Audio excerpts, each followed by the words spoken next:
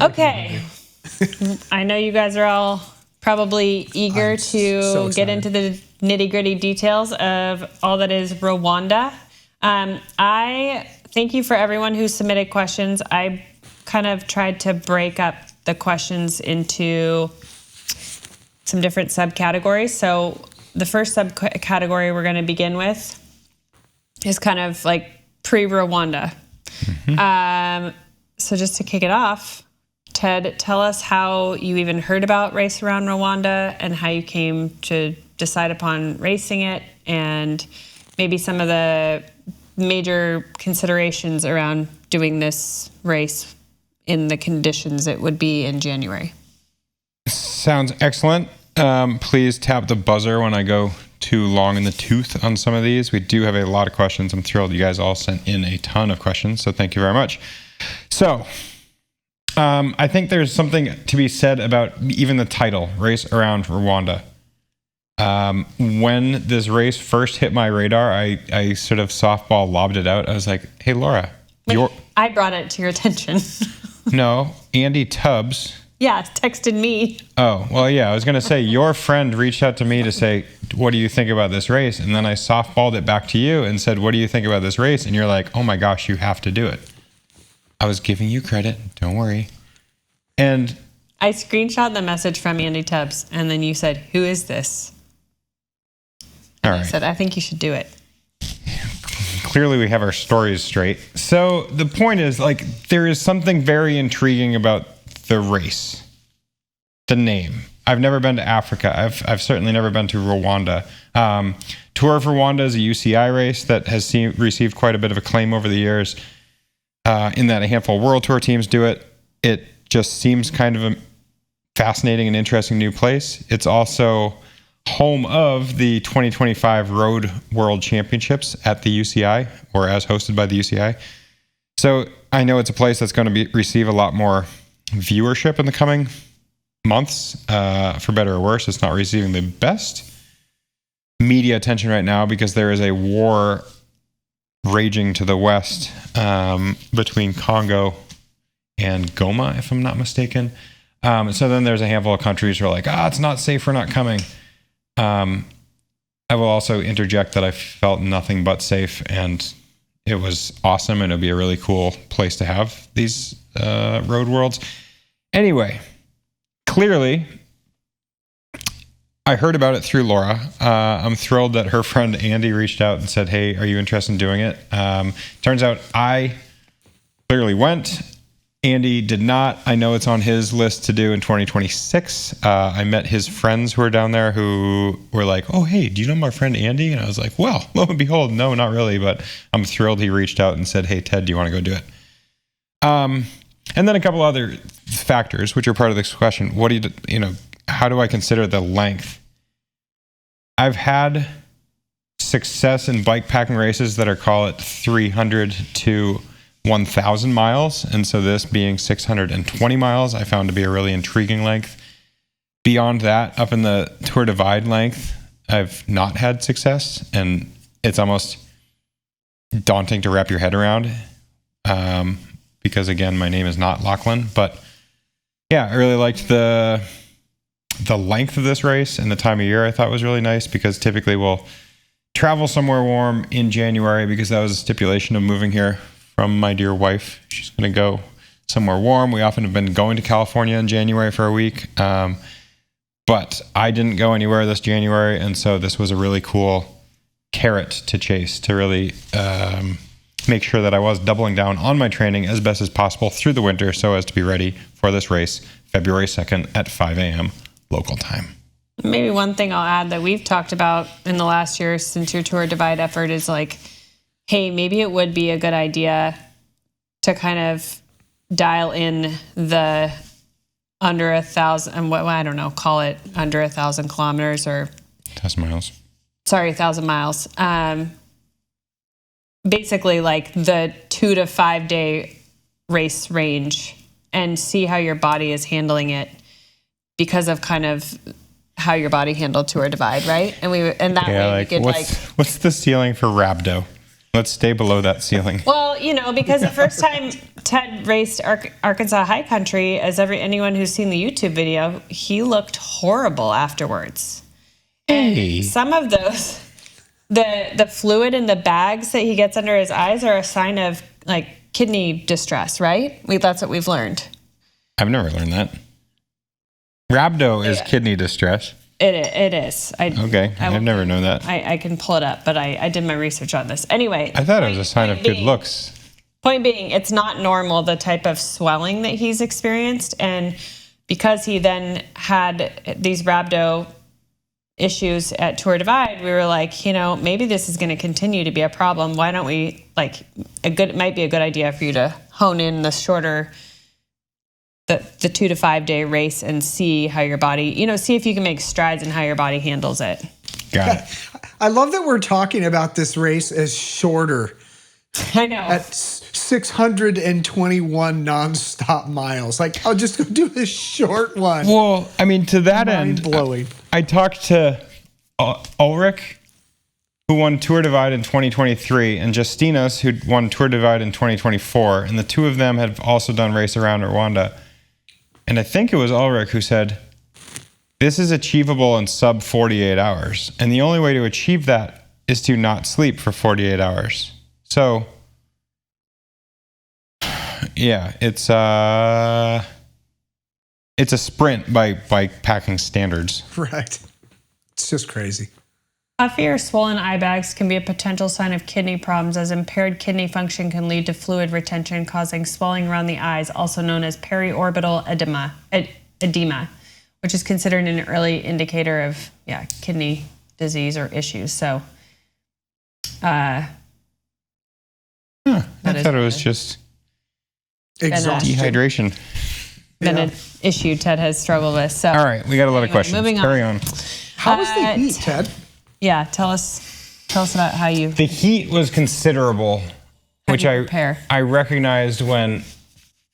Was it a shakeout ride? I think it was a shakeout ride on day 2. It was 2 days of traveling to get there, 2 days of preparation, 2.5 days of racing, and then I came home the next day over the course of 2 days.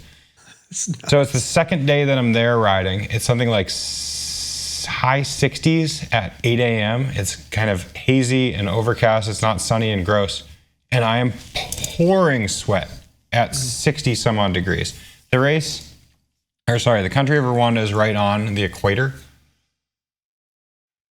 Give or take a few degrees. So, I mean, it's hot. It's a very consistent weather year round. It's a consistent sunlight year round, which also means 12 hours of daylight, 12 hours of nighttime. So yeah, I knew it was going to be a pretty abrupt change to come from Vermont. With the point being, perhaps you have noticed that heat training has become a thing. It's sort of a very hot button topic in the same vein as altitude training 10 years ago, or how you see that every World Tour team spends time at altitude in these sort of chilly early year months. A lot of World Tour teams are finishing their daily training and then getting on a trainer in a heated room and instituting heat training. So yeah, I was sort of doing a very similar thing in a truncated protocol, which is to say, painter's suit on the trainer, go ride, relatively easy because it is also very stressful to be that hot, but it doesn't take much to really turn on your sweat valves. And it sounds so horrible. I mean, as we were sort of waxing on about Stu riding the trainer for 3 hours and dealing with the boredom or the setup or whatever it is for that. For whatever reason, riding these 45-minute sessions, which I did with a fair bit of regularity, especially in the final, call it 3 weeks, there's something so novel about doing this heat training that I actually really enjoyed it. And the 45 minutes passed faster than any other 45 minutes that I've spent on the trainer in any kind of recent memory. So, long story short, doing a lot of that in preparation for the heat. And, I mean, the punchline here, folks, I won the race, so something worked well along the way, but maybe we're sort of dissecting what worked and didn't work over the course of this entire conversation. You didn't just win the race, you destroyed the race. You had Appreciate many, it. many hours gap for a very long time. With a qualifier. I mean, yeah, we'll talk about that in a bit. Yeah, we'll get there. Let's talk about travel. How was it to get there? Complicated, long? Easy and long. 3 flights to get there. Basically 24 hours on the nose, door to door. Flew from Burlington to DC, from DC to Brussels, and Brussels to Kigali. Kigali is the capital of Rwanda, and then it was a brief, 20-minute taxi ride. Kigali is the biggest city in Rwanda. It is most certainly a metropolitan hopping city. You did mention you had like your highest heart rate you've ever seen on the way there in DC, trying to catch your flight. Oh, that was stressful.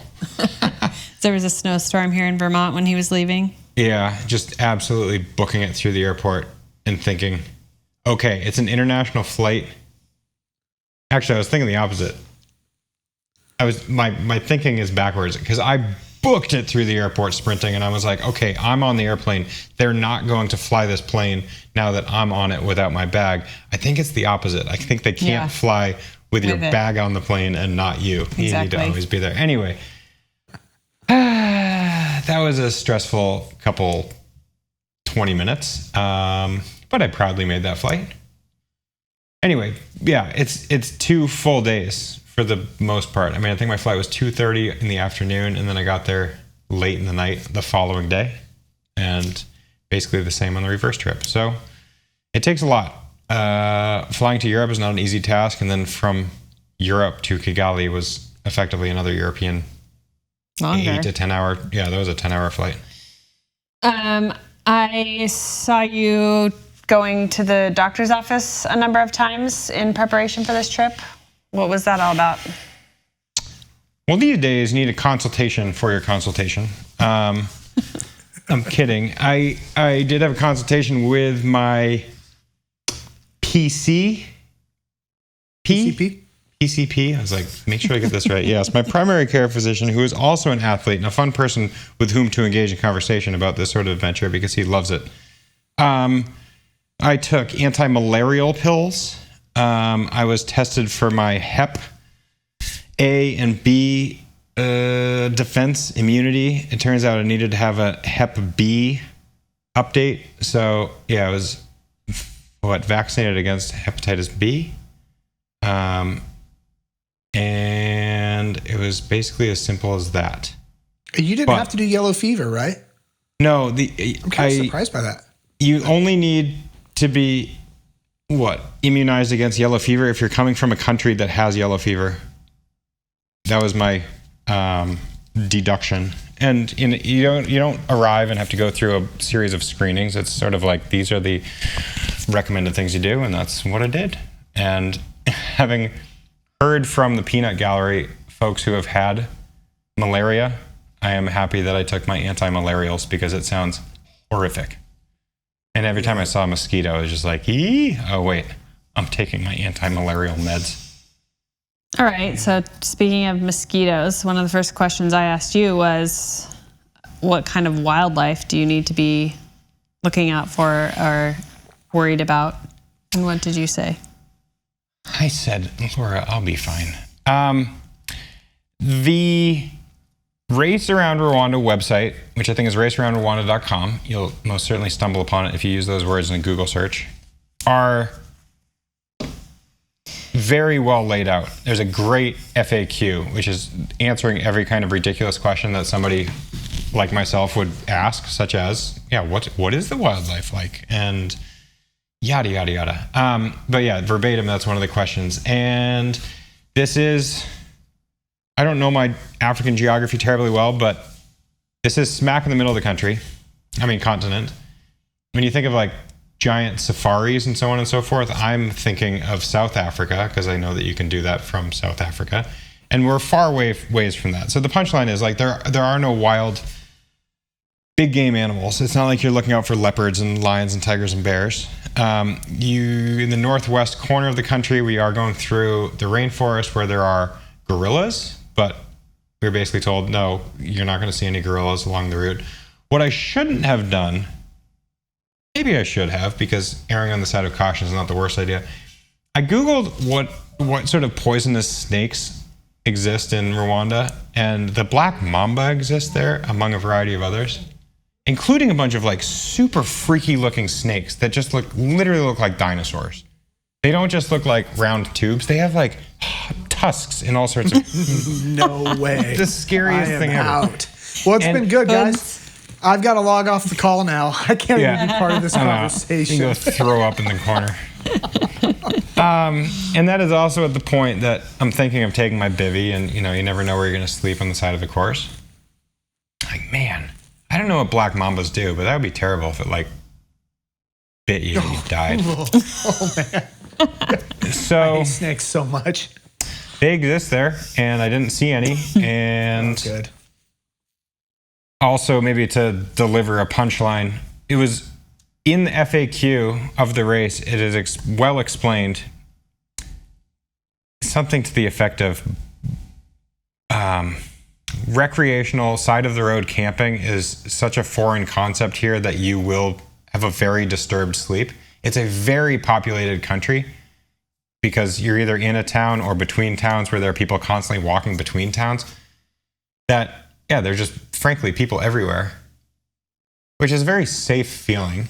I also at that point thought, well, gosh, there can't be black mambas everywhere, else they're all getting bit and dying, and that's not happening. So all is well and good. But the point is, they're like, basically, there are places to sleep throughout the route, so it's probably not in your best interest to try to sleep on the side of the road. And I thought, great, those black mambas and gorillas will not be messing with me. So where did you sleep? Because I know you stopped twice for a nap, right? Yeah, so the 620 miles are divided up fairly equally among four checkpoints. So we ripped, and each of the checkpoints is a place to sleep. It's they had a quote unquote hotel for the most part. Gotcha. So yeah, they would offer up food and a place to sleep, and so I slept at checkpoint 2 for 3-ish hours and checkpoint 4 for 3-ish hours. I want to get into a little more of the stories within those checkpoints and your stops. But first, let's finish up the kind of pre-Rwanda topics. And on the topic of sleep, someone asked, did you practice sleeping 2 to 3 hours, or did you just assume that part would suck? I did not practice. Who wants to practice that? Yeah. Ew. It's like a pregnant mom practicing not sleeping through the night anymore. Yeah, like, you practiced. I'll figure that enough. out when it happens. Yeah. I'm going to keep sleeping. We had 2 children. We practiced then. Yeah, definitely that. But also a terrific question. I mean, I think one thing that I wanted to practice that I wasn't able to on account of challenging winter is I wanted to practice either riding all through the night or doing a 24-hour ride or doing a 12-hour ride since daylight is so short here this time of year, or do a pre-dawn to post-dusk kind of ride. And I mean, I just keep harping on this no matter where I'm talking about it. It has been such a challenging winter that typically you'll get a couple days in like the high 30s or low 40s or just something that's sort of a break in the weather. But I feel like the past month and a half has just been a stretch of temperatures in the 20s at the highest and often in the teens and single digits. And I'm like, okay, I'm not going to go ride by myself in the winter in single digits. There's a time and place for that, and in preparation for a race is not it. So I did not practice that super short sleep unintentionally.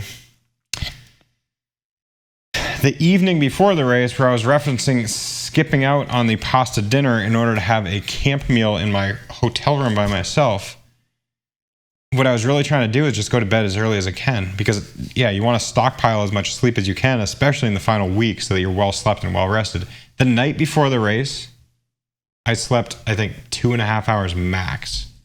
Ugh. And that is everything to do with like angst and excitement and jet lag. And it was so awful. So yeah, to answer the question, did you practice sleeping 2 to 3 hours? Yeah, I did. By accident the night before. Okay, so you talked a little bit about what your preparation did not look like. You didn't get in those big 12-hour, 10-hour rides.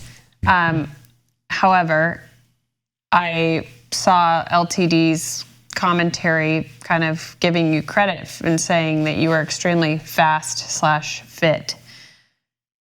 You might beg to differ, I don't know, but I want to know, like, something in your preparation must have been effective. What are the things that you would say were helpful in getting you some fitness for January?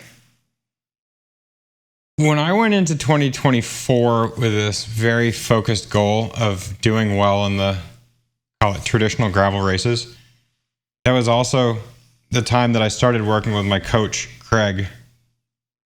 And he knew that I liked these crazy long rides and doing, like, you know, a VTXL or doing something a little bit certainly out there by traditional gravel standards. And he's like, we gotta rein that in if we're gonna be hellbent focused. Like, we do this for a purpose, and let's be true to that purpose. We had 2024, and it was whatever level of success, as one might say. So then I posed the idea, hey, I want to kick off 2025 with this new plan of doing this bike packing race. And he was all about it, which has been awesome. And then he took this, I mean, I'm sure there's a very much a rhyme and reason for the approach that he created. It's a little bit scattershot because I think this time of year, he allows me to be liberal in terms of making the most of Vermont. Like, okay, if it's a beautiful snowy day and skiing's perfect and I have an endurance day, well, then I'll go Nordic skiing. Right? Like, maybe explain a little bit about, I feel like you told me multiple times, well, I had this on my schedule and I have too much going on. Basically, I am to do an hour and a half riding every day. Yeah. I felt like, I mean, again, just this winter has been so challenging. I think, whereas last year into 2024, I did the training to the T, which was 4, 5, 6 hour rides all the time. And then this year has been very clerically busy off the bike and maybe, I don't know, more involved with kids' activities or I don't know. Your plate's just been really full. The plate's been so full, so that early on in the preparation for 2025, I said to Craig, like, well, we got to pump the brakes. Like, 2024 was awesome and I'm thrilled with how it went, but man, oh man, I just can't, I feel like I'm behind the 8 ball on everything. And so he really tempered back the volume in a huge way, so that basically the biggest training rides have been an hour and a half, knowing that it's up to me when the opportunity presents itself to do a longer ride. Like, we visited my folks, when? Just a couple of weeks. A handful of weeks ago. And that opened up like 2 or 3 days to ride 4 hours. And I just felt like 2 4-hour rides was the equivalent of these, you know, modern day 40-hour training weeks, so to speak. You did a 5-hour ride. Well, yeah, and I wanted 6. I think it was 4.5. Anyway, right. I mean, like, the whole point is, yeah, I did a single 5-hour training ride. I did a handful of 4-hour training rides. It's very much organized catch as catch can, with a lot of gym work, with running, with Nordic skiing, with I think a fantastic spread of intensity. Am I ready for Mid-South? Here we are on February 10th. Like, that's my next real race. Am I ready for that right now? No, but now it's time to change up the training and be ready for that. So yeah, I mean, without a doubt, whatever we did worked well because I felt very prepared for.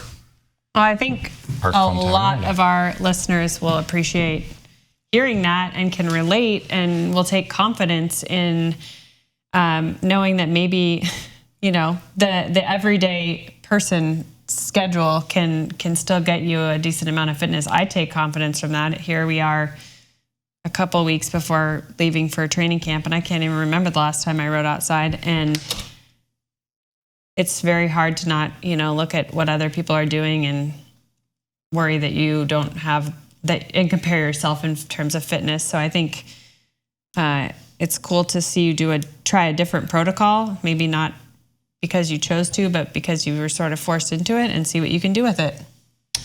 Do the best you can with what you've got. Do the best you can with what you've got.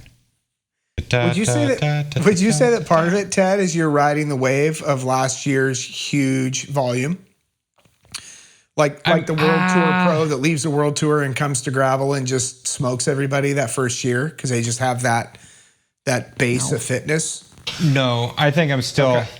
I think, if anything, it's like having 2 decades of base that I can lean on. That base.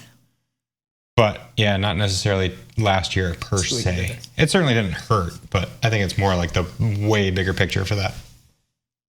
So you're saying you were all about that base? All about that treble. Base. No trouble. All right.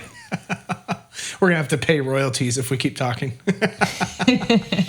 Okay, so you make it to Rwanda. Walk us through your entry, what your observations were, sights, sounds. What was your hotel like? How did you find your hotel? Was it challenging? What were your... So base camp for the race is a place called Tugende, Tugende, which is a very cool sort of hostel hotel / beautiful restaurant. And man, restaurant's not even the right word because it's quick food that is exquisite. / bike shop / coffee shop / You gave it a little comparison to like a Peddler's Fork. Yeah, if anyone is familiar with Peddler's Fork, which has done a great job putting their name on the map in Southern California, and maybe you've traveled there from further afield. Yeah, it's a restaurant, coffee shop, bar, bike shop. It's sort of like what so many people dream about. They're like, well, I like all those things. How can I do it and do it well? Tugende really does do it well. If you're going to Rwanda to ride a bike, it's hard not to stumble upon this place, and then you'll basically have all of your meals there and be thrilled about it. So there are 135 people racing, and knowing that was base camp, I inquired about a room, and of course they were long since booked out. So then I was looking. They also strategically choose this place because there are a handful of hotels nearby. I mean, yeah, it is. It's a modern city in that there are amenities of all kinds. There's hotels, there's grocery stores, there's stores of every type. It's not Skyrise, it's not Tokyo, it's not, Sydney. It's having never been to Africa, the thing that I describe it often as is that it's almost everything you'd expect from Africa. The streets are busy with a bajillion people on bicycles, on scooters. From the very quick glance, it looks like complete chaos, and then you realize it's a very organized chaos. A local had explained, pretend that nobody knew how to drive here because cars basically didn't exist here. I forget what they said, 20 years ago. And so everybody has learned to drive in the past 20 years. So it's like laws are a little bit vague, but just the ebb and flow of vehicles and motorists and pedestrians, it's sort of this beautiful organized chaos. So that was really neat and totally foreign to me, but really fun and easy to integrate into. It was hazy. It was hot. It was also with a young society. The air quality was pretty crap. I feel like the cars are all just spewing out just gnarly exhaust. And did you look at the actual AQI? No, but I am certain it wouldn't be good. Some folks were saying that it was particularly hazy, and I think humidity sort of grabs onto all sorts of pollutants. So that wasn't awesome, but yeah, I didn't bother saying, well, how else can I feel not opportune about this race that I already have a lot of angst about? Anyway, yeah, so there's just a lot of particulate in the air, and I don't know. So what was your approach to recon? And recon rides? So I get there with 2 days to go, 2 days of shakeout rides, which I plotted in case my bike didn't arrive or I needed to go sort something out. And then I figured beyond that was too much and less than that was too little. I would call that perfect from sort of acclimatizing sense. I'm thrilled my biker and all my equipment and everything else arrived. It wasn't until on my return leg back home that a bike was lost for 24 hours. I took the approach of seeing that Lawrence St. Dom had been in town for a couple days and basically just copied one of his routes. And I think he got one of the routes from Simon, the event director. And it was, from downtown Kigali. It was, a 30-ish mile ride. And it almost, not immediately, it was through some beautiful residential areas of the city and then pretty quickly out into very rural Rwanda. Super steep hill. Great way to test the sweat ability. And then ultimately that route linked up to recon of the time trial course for the UCI Road Worlds, because Lawrence was choosing this event because he is both a very good bike packer and he's now the head of the Dutch women's national team. And so he was doing some recon for this September's Road Worlds. Anyway, copied that the first day, and then the next day I met up with Manu, who is a Belgian photographer who's ridden and raced the event in the past. And coincidentally, he got a route from Simon, which happened to be the exact same route that I rode the day before, and so I got to see more of the same, which turned out to be excellent. It was sort of exactly what we needed, and I felt comfortable seeing a route that I'd already ridden. And call it that. So sorry, that's the recon on site. Beyond that, it was a heck of a lot of staring at a Google Maps and ride with GPS and examining. I created a pretty strong set of beta, as I'm going to call it, to see how far you are between towns. And I put that into iPhone notes, and so I could just see at the drop of a hat how far things were. In general, it was accurate and helpful. Stores open, I don't know what time they open, but they most certainly close reliably by 9 p.m. And so, if you're on the hunt for water at 10 p.m., you're up a creek. No pun intended. Yeah, you wish you were up a creek, right? Yeah. Well, let's start with you heading to bed the night before the race. And if you could just kind of walk us through what your night looked like leading into the start and maybe to up until kind of how things played out until the first checkpoint. I think that'd be a good place to start. Feeling as settled as I can the night before, which involves the incessant game of moving things around with packing, trying to find, do I bring this? Do I not bring this? What is the ideal weight? Like, for example, you talked about bringing a down puffer. Great idea. I didn't do it. I didn't need it, but even though it was hot and humid and sort of horrible, there were also some chilly nights, and I was like, if I had it, I would consider putting it on. And thank goodness it wasn't pouring rain, because then you can see how things can really spiral out of control. Get the meal, get as much sleep as I can, which ends up being not a lot, just a lot of tossing and turning. Alarm goes off. Okay, you got to really, you got 2.5 hours of sleep. Your Whoop had you in the red at 17% recovered. Yeah. Not an optimal way to start the race. So I feel like you glossed over that a little bit. Not to mention you said you threw your back out. Yeah, I wasn't looking to load up the excuses in. But it's important to I think it's important to talk about things. There always are going to be things that just don't go according to plan. And these happen to be a couple of the things for you this time that atypical, but they didn't go according to plan. And how you kind of decide to proceed and pivot, I think can be helpful to others. If I'm doing a lot of lifting, despite spending a lot of time in the gym, especially when I'm traveling and I'm lifting my bags and the kids' bags and just that sort of nonstop motion, my back has a tendency to hurt. I think it's very much muscular. I don't think it's skeletal, but man, oh man, it is debilitating. And I just sort of have to walk around with a very straight back. And so, somewhere along the travels, maybe it was sitting in an airplane seat for 20 hours. I get to Rwanda, and I message back to Laura like, well, my back is out, and this is suboptimal, and hopefully things get better. Took some Advil. I mean, that's not terrific advice, but I am a believer in NSAIDs in a time and place for them.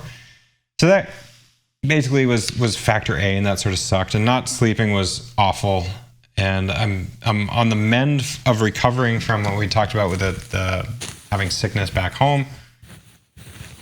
Wake up the morning of the race. It's like 3, and then I'm thinking, oh my gosh, I haven't slept at all. Did you look at your Whoop? That's my question. Probably. I mean, it's not going to intimidate me if it tells me that I have 17% recovery, because it's like sleep is one of the factors in the algorithm. And I knew that the Whoop, I was active enough at night that the Whoop would know that I wasn't sleeping. I think it said 2.5 hours of sleep on the nose.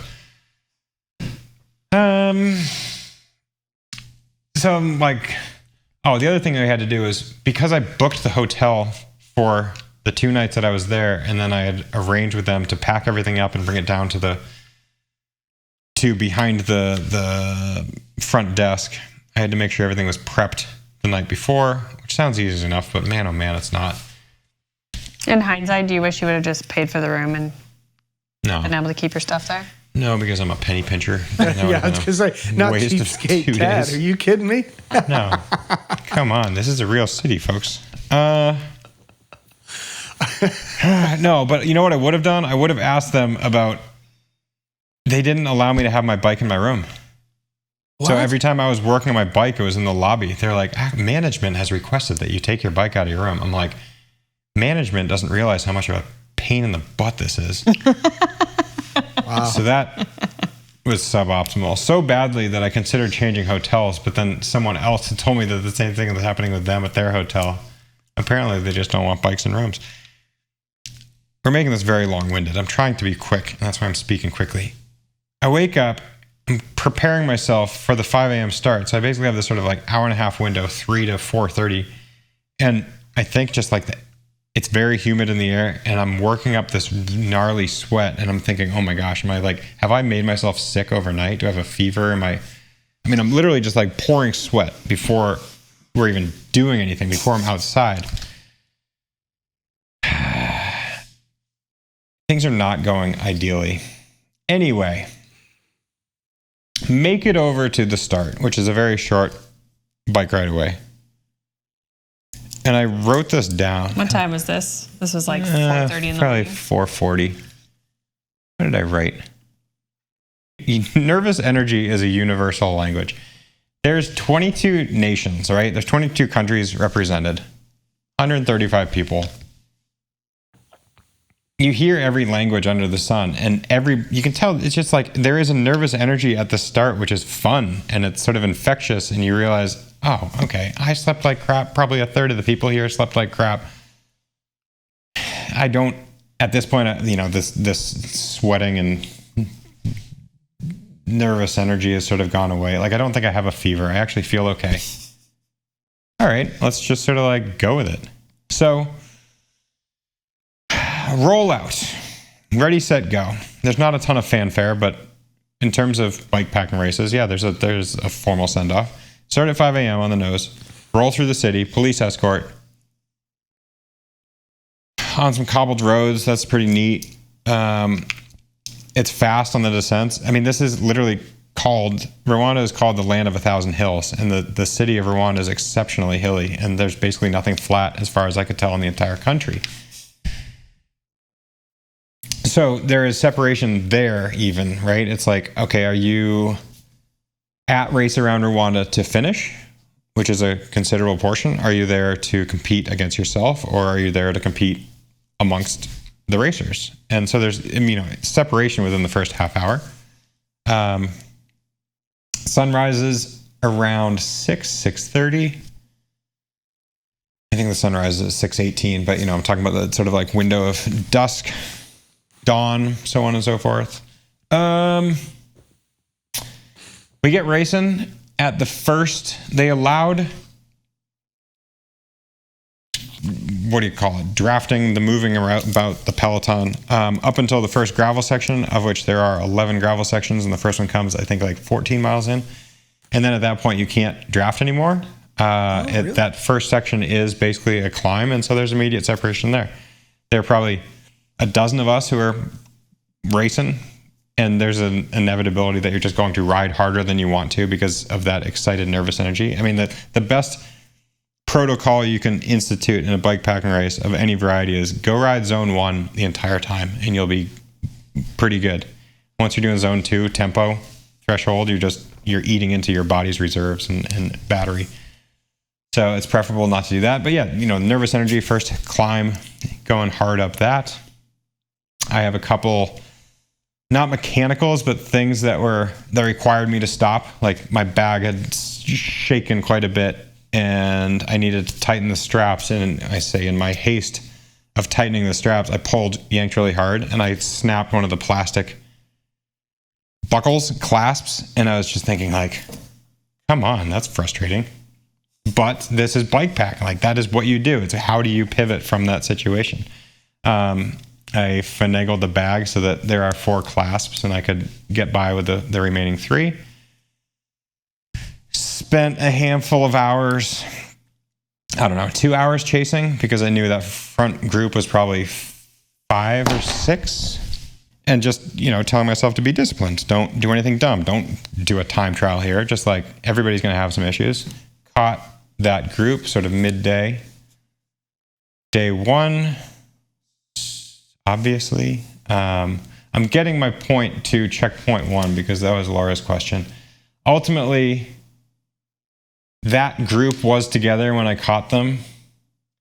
And by some funny coincidence, I caught Lawrence Tendam twice. And the first time he had stopped on the side of the road right here in the story, and he was taking a pee.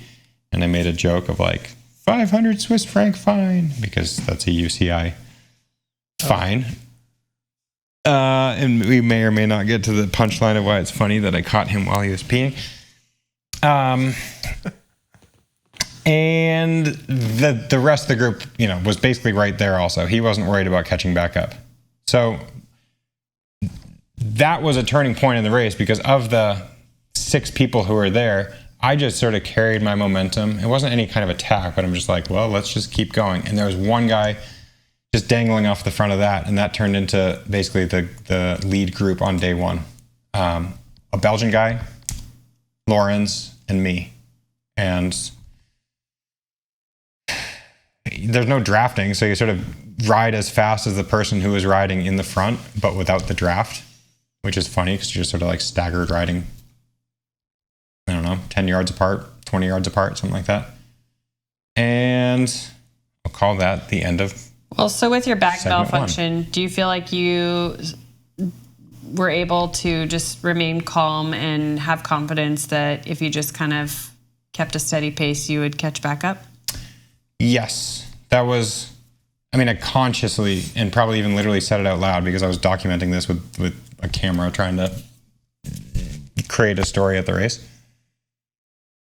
I said that to myself, like, okay, I know that right now is a really smart time to be smart, and I could completely ruin my race right now. So let's keep a level head here and be smart and just slowly chip away. I knew that actually the first third of the race, and especially up till checkpoint 1, which, given that there are 4 checkpoints, let's call it 5th of the race, was basically the flattest of the whole thing. I have aero bars, I'm quick. I'm like, okay, I can reliably be catching folks in this zone, so I bet I could do well here to gain some time. Okay. So remind me, checkpoint 1 is kind of what mile or kilometer, do you remember? 110 miles in. And you come in with just Lawrence? There's 3 of us. Jelle, Jelle, very strong Belgian who ended up finishing 4th. Lawrence and I came in checkpoint 1, and yeah, it's like you are going to react to what the others are doing, and they're going to react based on what you're doing. So we went in fairly relaxed, but it was obvious that we were in there with a motive. What time is it? We've just ridden 110 miles, so we're probably averaging 18 miles an hour. It's what does that make it? Late morning, midday.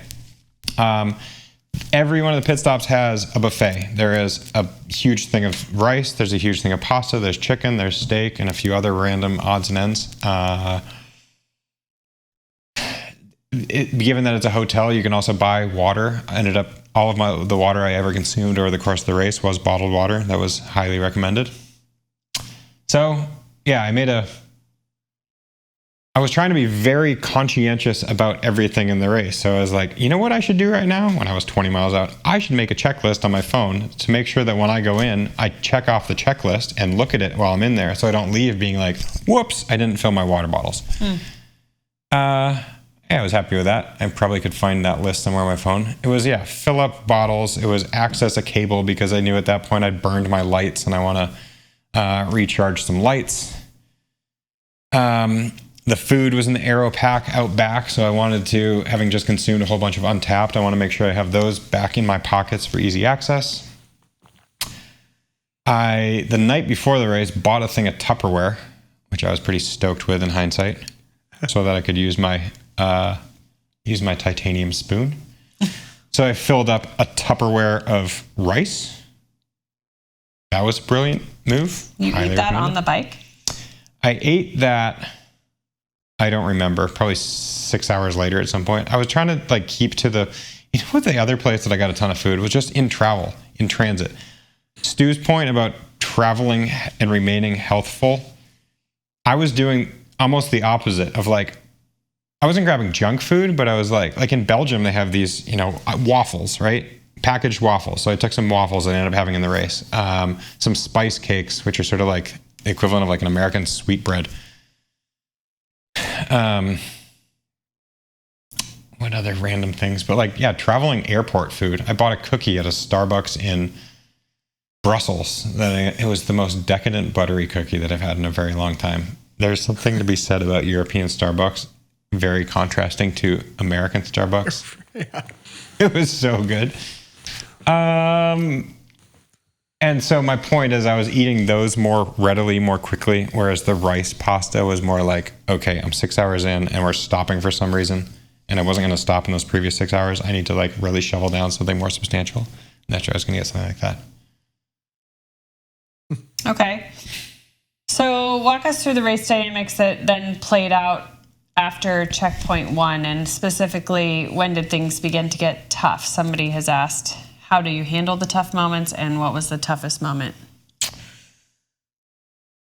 So roll out of checkpoint 1. The next checkpoint is at mile 2. I want to say 276 or 240. Yeah, 240. So at this point, we have 130-ish miles to go to the next checkpoint. I don't remember the point. No, the point in the race, but at some point we ride away from Jelly. And so at that point it's Lawrence and me. I really don't remember the point at which we rode away from him. Apologies. Was it the mud? No, the mud came actually when I was solo later. So then it's basically Lawrence and me, and we're buddies, and we're excited to be there with each other. And I know that each of us wants to beat each other. It's funny because there's it's a conversational dynamic. Again, we're not allowed to draft. In theory, we're not really supposed to ride even next to each other because that can be motivating. So we're having this really disconnected conversation as we're riding back and forth and yelling over each other's shoulders, and he's speaking, he has very great English, but his accent is so thick that it can be difficult to understand. Yes. When there's wind noise and cars going by. It is at some point shown to me that I am riding more strongly than LTD, especially on hills, which is a very foreign concept to me because he's a world tour climber. And so I'm not expecting to outclimb him. And then I'm wondering how coy he's trying to be. Is he super smart bike packer and he's not showing his cards so that he can attack the daylights out of me at night? And so your mind's going a handful of directions, but I'm sleeping. Yeah, perhaps. I'm I feel pretty good. This it bodes well. And so at some point we hit 2 massive climbs on the end of day one. One I think is 9 miles, one is 10 miles. And I ended up riding away from him on the second one. And then I'm thinking, you know what? He had said, and I took his word for it, he had said he was going to sleep at checkpoint 2. And given the time of day, we're clearly going into dark. It'll probably end up being like a 16 to 18 hour day. So we're basically going to finish, around 9 or 10 p.m. And the sunset at 6 p.m. So you're into the dark. That seemed like a great plan, right? I mean, basically, as much as riding in the night is kind of thrilling, I also want to limit it. I just figured that's the highest risk for danger.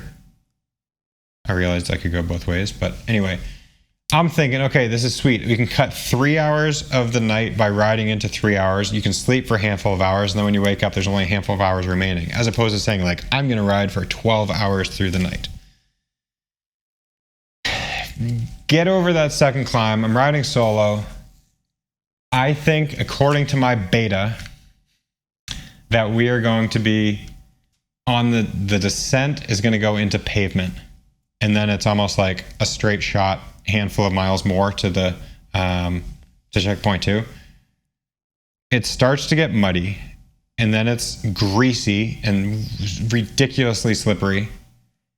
And then I stop and take a video. I'm like, well, I found the peanut butter mud. And I was like, well, I guess this isn't really peanut butter mud because it's not really sticking to me too badly. And then like 3 minutes later, it's just stuck to absolutely everything. Like it's on your tires, which ends up, it's so wide on the tires, it's on the chain. It's entirely around the chains. Your chain is now so thick in peanut butter mud that it has zero chance of sticking to the chain ring. So you're just constantly dropping a chain. Ugh. It is chaos because this is also, it turns out to be a highly traveled pedestrian area. There are like people walking everywhere through ankle deep mud. Oh. And I'm just like, why is this normalized right now? It just does not compute whatsoever. I think what ended up happening is we were in this probably... So you're not able to ride the mud? On the bike, off the bike. Oh, nonstop, okay. On the bike, off the bike. I think as a result of it also being wet, so it basically, obviously it rained in order to create this kind of mud. There are enough puddles that you can go through that you can quasi-clean the bike by riding through the puddles, and then you're out of the puddle, and then you're back in some super thick stuff, and then in, out. It's just like, you're damned if you do and damned if you don't. The whole point of why it was there is this is a huge, I don't know how long, I'm making up, 5-mile construction zone. And so this is all fresh, virgin mud, sand. Whereas so much of the rest of the country is so well traversed and well traveled that it can accommodate foot traffic and wheel traffic, and it doesn't produce this peanut butter mud. It's because it was this huge construction zone. Anyway, in doing that section, LTD ended up catching me. Oh, the other crazy part, as I'm scratching my head with all these folks walking through it, is there's motos and scooters and people on bicycles. Everybody is falling. There's 5 people trying to lift up a scooter and 3 people trying to lift up a bicycle that has probably 4 50-pound bags of rice on it. And it's just utter chaos. Anyway, ultimately get to the end of that. Again, trying to just be smart and move at a pretty linear, speedy clip, but not doing anything dumb. Like that kind of situation is where you can very easily pedal too hard and tear your derailleur off. Or break a chain or just totally ruin your race. LTD catches me. He's hilarious because he's just like, I'm cursing to high heaven, and he's like, oh, that was kind of fun, wasn't it? I'm like, you're a nut job. We ride, 45 more minutes, get to the hotel, and then it's a quick all hands on deck. As in, there are people there, there's media there, there's people taking photos. The race itself does a very hospitable job of welcoming you and saying, okay, here's the food. Lawrence and I each say we'd like a room. So they help facilitate getting a room. Spray bike off. It's not like you're at a high pressure car wash, DIY car wash. It's like, well, let's go hand wash with a spigot. And then somebody's like, oh no, I'll wash your bike for you. And so you take them up on that. You asked LTD how long he had planned to sleep, correct? Yeah, so we do everything as rapidly as possible. Take a shower, eat. You got to also pick the things at which you're going to do because I didn't know how much or if I was going to be sleeping. And like I said, I packed hyper light. Like I didn't have any clothes. So I had to go eat first in order to then go to my room and take my shower so that I could get into bed naked because I don't have any change of clothes. You can't take a shower and be like, oh, I'm going to go put on my dirty kit or go back out in public in a towel. So you pick and choose your order of operations. Anyways, yeah, I'm closing the bedroom door and I say, how long are you going to sleep? And he said something very cheeky like, I don't know, I'll wait and see. And yeah, great answer, right?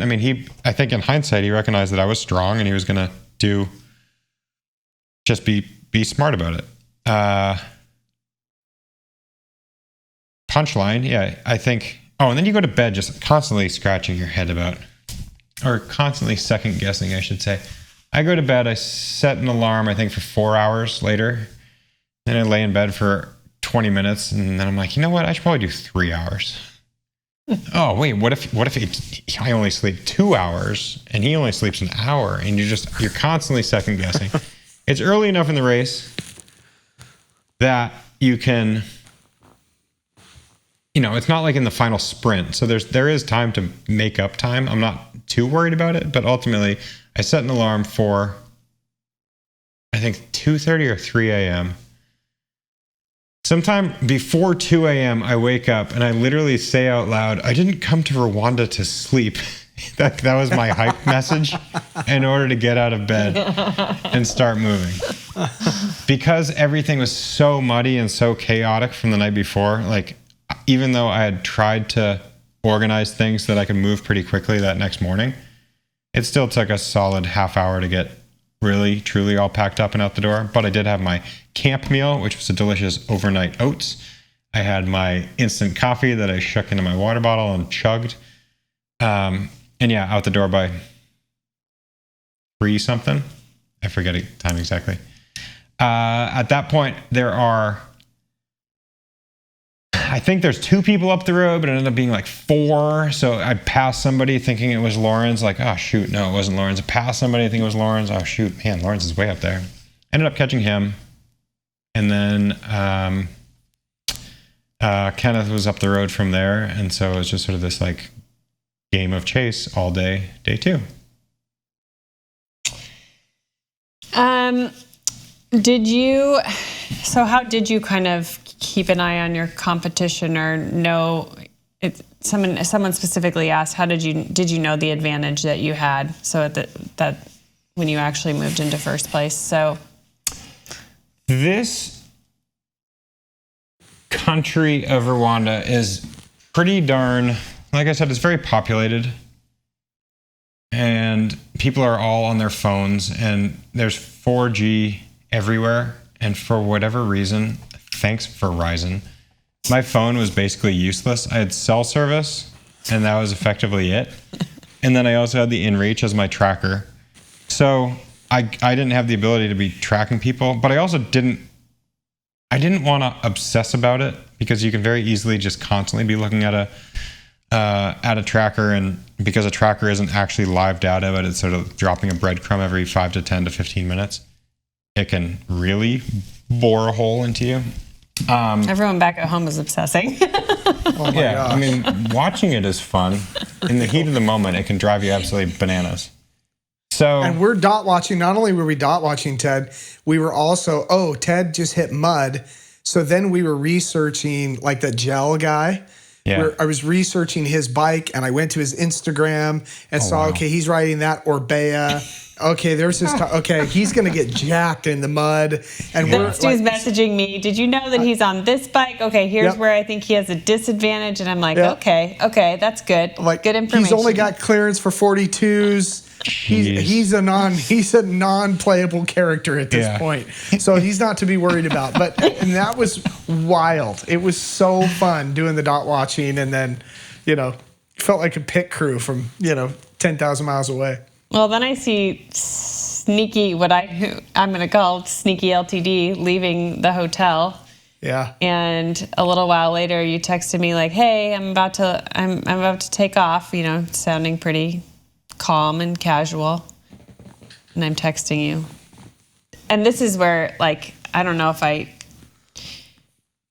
it's like, I don't know if it's helpful for you to know, or maybe you already know, but I'm like, did you know LTD already left? And you didn't know that I didn't know. I mean, I probably would have guessed he had, and then I would have been 0% surprised if he hadn't. I was surprised that Kenneth had not slept at all. So when I left that morning, he was 3 hours ahead. And I think he was the third or fourth person to come in. So he was the fourth person to come in. The third person to come into the checkpoint 3 was Yele. And therefore Kenneth, and I was awake when he came in, but I wasn't awake when Kenneth came in. So yeah, I don't know what kind of lead he has, but I know it's not like he was the 12th person to come in and also didn't sleep. So yeah, he's way the heck up the road. To answer the question, yeah, Laura was my beta. And so we're texting also with about as much frequency as it's not an instantaneous text, right? No. Because it's going through satellite, it sends off every 10 minutes or so. And roads are bumpy and jarring, so it's not like we're having a nonstop conversation. No, in fact, I was trying to be very brief. I didn't want to.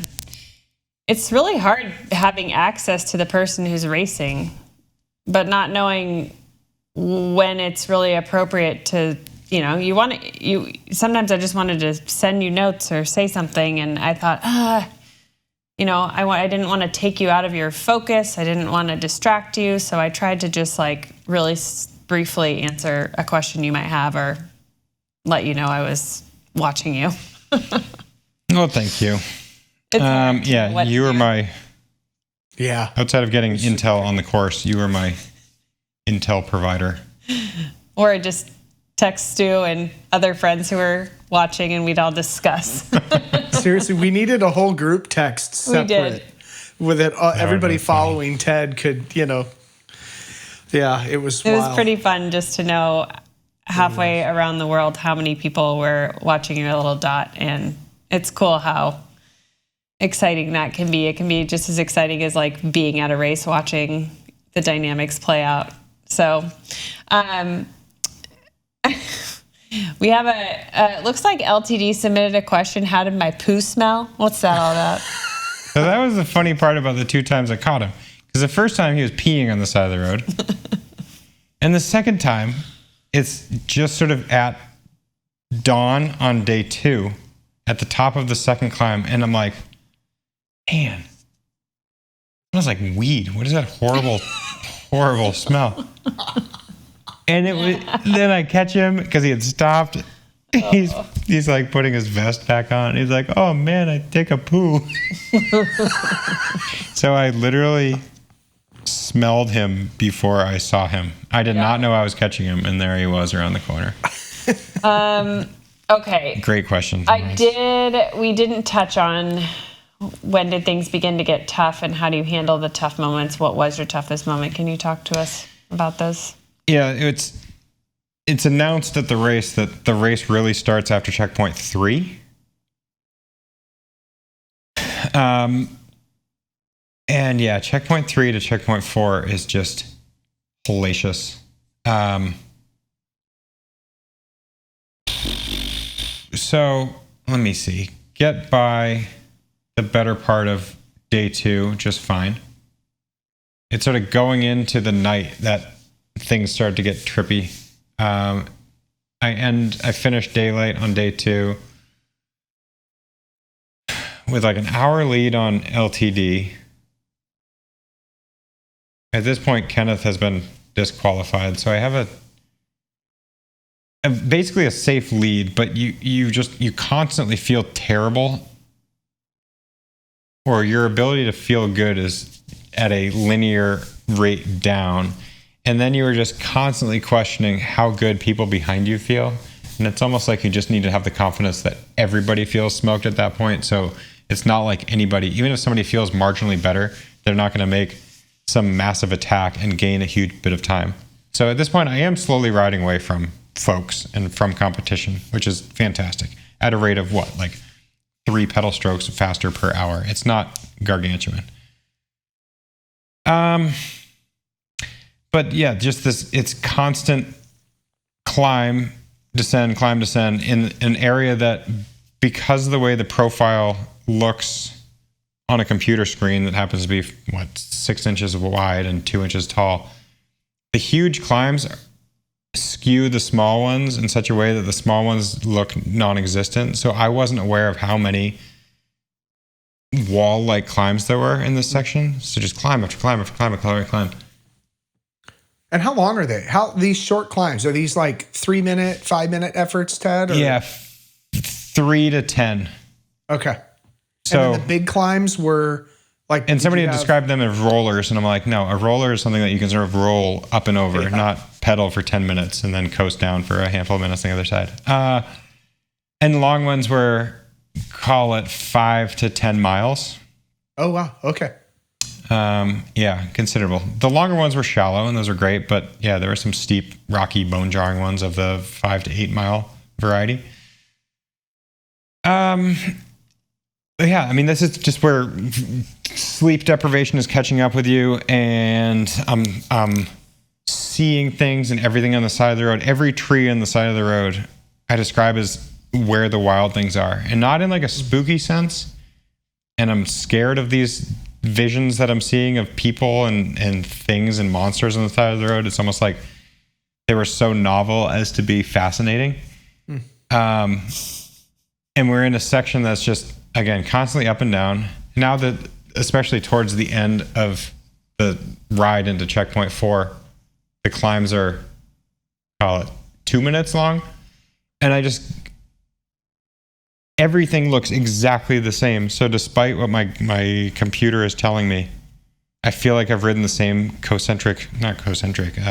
ridden the same loop time and time and time and time again. Everything just looks so familiar. There's no option but to go to this next checkpoint. I could probably pull over and lay down on the side of the road. If I had a bivvy at this point, I probably would have used it. You didn't bring it with you. But I didn't bring it, having been told that you basically don't want to do it. And at this point, I think this is when you messaged me something about how you miscalculated your food supplies. And I'm thinking you still have 4 more hours or something of riding? Yeah. I was kind of concerned about it. Ended up being absurd. The speed, so the first third of the race, I think we probably averaged 16 or 17 miles an hour. Wow. The next third-ish, we're still moving pretty good. But then this section, my average speed drops to, I think I ended up averaging 11 miles an hour for hours and hours and hours. So yeah, I think a section that I anticipated taking 5 hours took 10. The punchline is I ended up finishing at 5 a.m. that day. So I rode 26 hours of riding on 2 hours of sleep. Wow.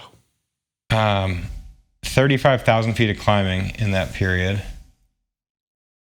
which it just sort of seemed unfathomable at the time, because just the way I had divided up the course on my Garmin. It's like, you have 28,000 feet of climbing in this next section and 10,000 feet after that. I'm like, yeah, right. Oh, shoot. It ended up being fairly accurate. Yeah, just so flippin' challenging. There was one funny little anecdote where we were told that we're going to ride through a town 80 miles shy of checkpoint 4. And that would be one of the towns where we could probably get some food and water. And the reason this town exists is it's a place that receives quite a bit of pilgrimage traffic. Like people are making the pilgrimage here because there's been a Jesus sighting or something of that effect. So there's a lot of people, and there's a lot of things, and there's a lot of amenities. And I get to this town at, I forget what time, 10 o'clock, and there is nothing. Like, I'm sort of flummoxed because I was expecting like a couple of hotels. We were told that there are places to stay. This moto rides up to me, which isn't out of the question rare, but this often they'll just zoom right by. This one rides right up next to me, and I said, hotel? Is there a hotel? And I've just ridden already to the top of the hill, and then he points to the top of a hill way further. Also off course. And at this point, I'm still concerned about Lauren's, so I don't want to waste time going off course, but I'm out of water and I need something. So he takes me up to the intersection where I either go right to continue on the course or go left and go off course up the hill. And I'm like, you know what? I need water badly enough that I'm going to go. And I want to double check, and there's two people who come out of a building. And I'm like, hotel? And they point up the hill. I'm like, all right. So I go up this 5-minute climb. Get up to the hotel. It's basically empty. It's an agri-turismo. There are some people in the kitchen. And the kitchen's right next to the reception. And I stick my head in the kitchen. I'm like, hello, does anybody speak English? And a woman comes out. And she's like, yes, would you like to stay? And the way the place is set up, there's really nice weather here. And so like the reception desk is in a semi-open area that happens to be like a giant wooden deck. And I say, can I sleep here on the floor for 5 minutes? And she doesn't understand it. She's like, can you sleep at the hotel? I'm like, no, I literally point at the floor. Her English is quite good. I mean, she's the receptionist, and English is the dominant language among tourists. I'm like, I just want to sleep on your floor. Can I please just sleep here? And she calls up, and she's immediately texting her manager and calling her manager. At this point, there's a bar nearby, and she gets a liter of water so that I can drink some water. And then the manager comes back on the phone, and he's like, you want to do what? I'm like, I'm in a bike race, 1,000 kilometers. It's all around your country. And I want to sleep on your floor. And I'm delirious. Yeah, for he's 5 like, minutes. For 5 minutes. He's like, okay. I think he says yes. I give the phone back to the woman, and she hangs up, and she's like, well, what did he say? And I'm like, oh yeah, he said yes. And then I think I'm about to sleep on the floor. And then she's like, okay, come with me. And she brings me on a 30-second walk to the way the hotel is situated. It's like everybody has a tiny little hut. There's one bed in each hut, like a queen-size bed. She's like, here is your room. If you can't pay, it's fine. Oh. I'm like, bless your heart. And I take out a bit of cash, and I'm like, here's for the water, and here's for the room. I'm not actually going to sleep here. Just 5 minutes. She shows me the bathroom in the nearby hut. I'm like, no, I'm going to be gone. Thank you. So at last, she lets me go. I think at this point, it's probably been, given the bike ride up and the conversation, it's probably a 20-minute detour of conversation. And so I tell myself, okay, I can sleep for 20 minutes, and then I'll still have a lead of 20 minutes over LTD. Because at this point, I'm still concerned that he's got wheels and he's going to be able to catch me. Same thing as always, set the timer for 20 minutes, wake up after 12, and I'm like, all right, time to get going. Didn't come to Rwanda to sleep. Yeah. Leave the room. The woman, I try to do it silently so that I won't have another interaction with her. And naturally, I run into her and she's like, oh, you really only wanted to stay for a few minutes. And I'm like, yep. See you never. Thank you. Unless I come back next year. And then that began the 80-mile ride to checkpoint 4, which was more of the same of what I talked about, just like tripping out, looking at weird things. Wild animals on the side of the road in my mind that aren't actually there. But pull into checkpoint 4. This is also the period at which second place Lawrence crashes and breaks his wheel, and he's out of the race. And third place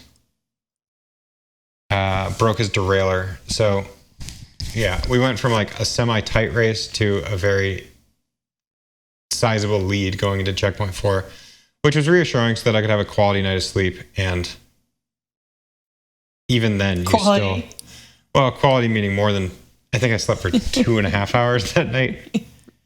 Such quality. Went to bed at 5 a.m., woke up at, call it 7:30, thinking I was in a different world, and then had a very, very slow 80-mile ride to the finish.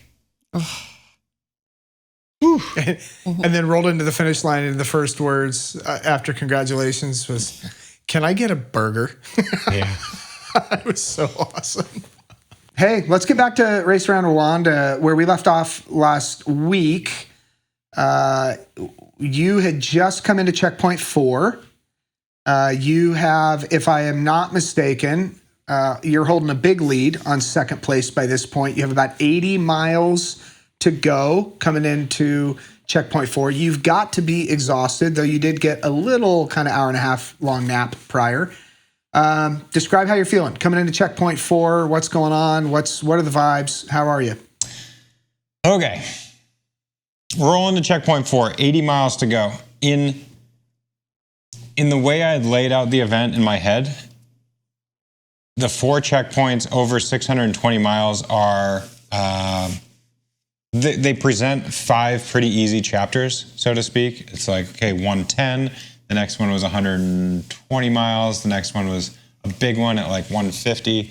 The next one was also big. And the final one was only 80 miles. But each of those mentally didn't sound like a huge undertaking.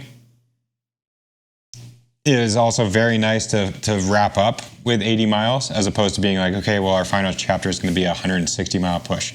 80 miles, and we also knew that it was going to be one of the flattest. So truth be told, it was a very easy finish.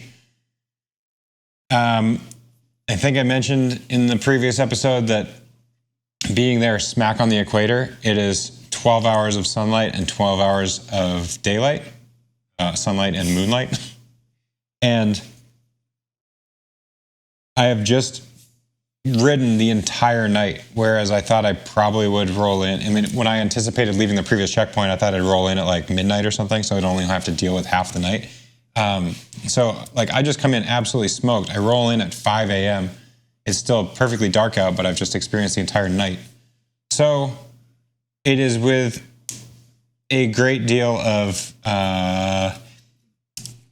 happiness that the folks at the checkpoint, Simon, is there to be like, well, second place and third place have sort of derailed themselves, and you've got such a sizable lead that I think you're going to be able to wrap it up and take it home. With that, you still have the assumption that somebody has magic legs and they're gonna come back from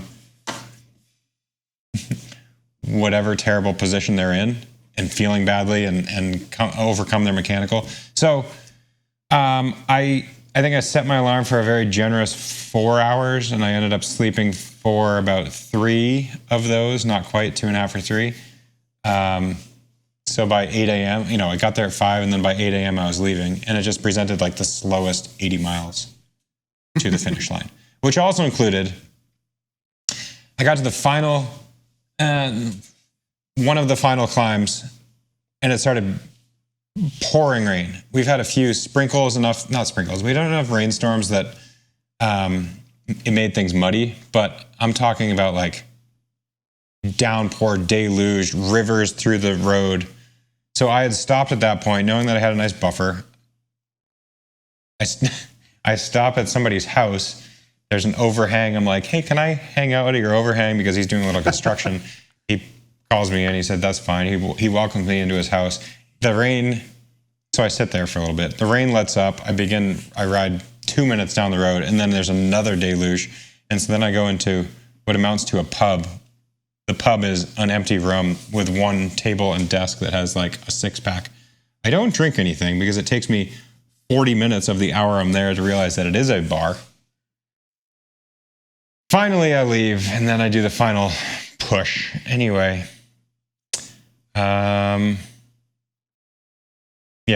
I made a conscious note at that bar. Like, I'm so glad I'm not racing. You know, I'm glad there's not somebody 20 minutes behind me or 10 minutes up the road, and I just have to be really pushing it there. How's that for a... What's hurting at this point? Do you remember in that final 80 miles? Like, is it, you know, I just think on a longer, I have no concept of 50 hours on a bike, none whatsoever. But like, is it your neck, your shoulders? Are you just tired and over it? That's a great question.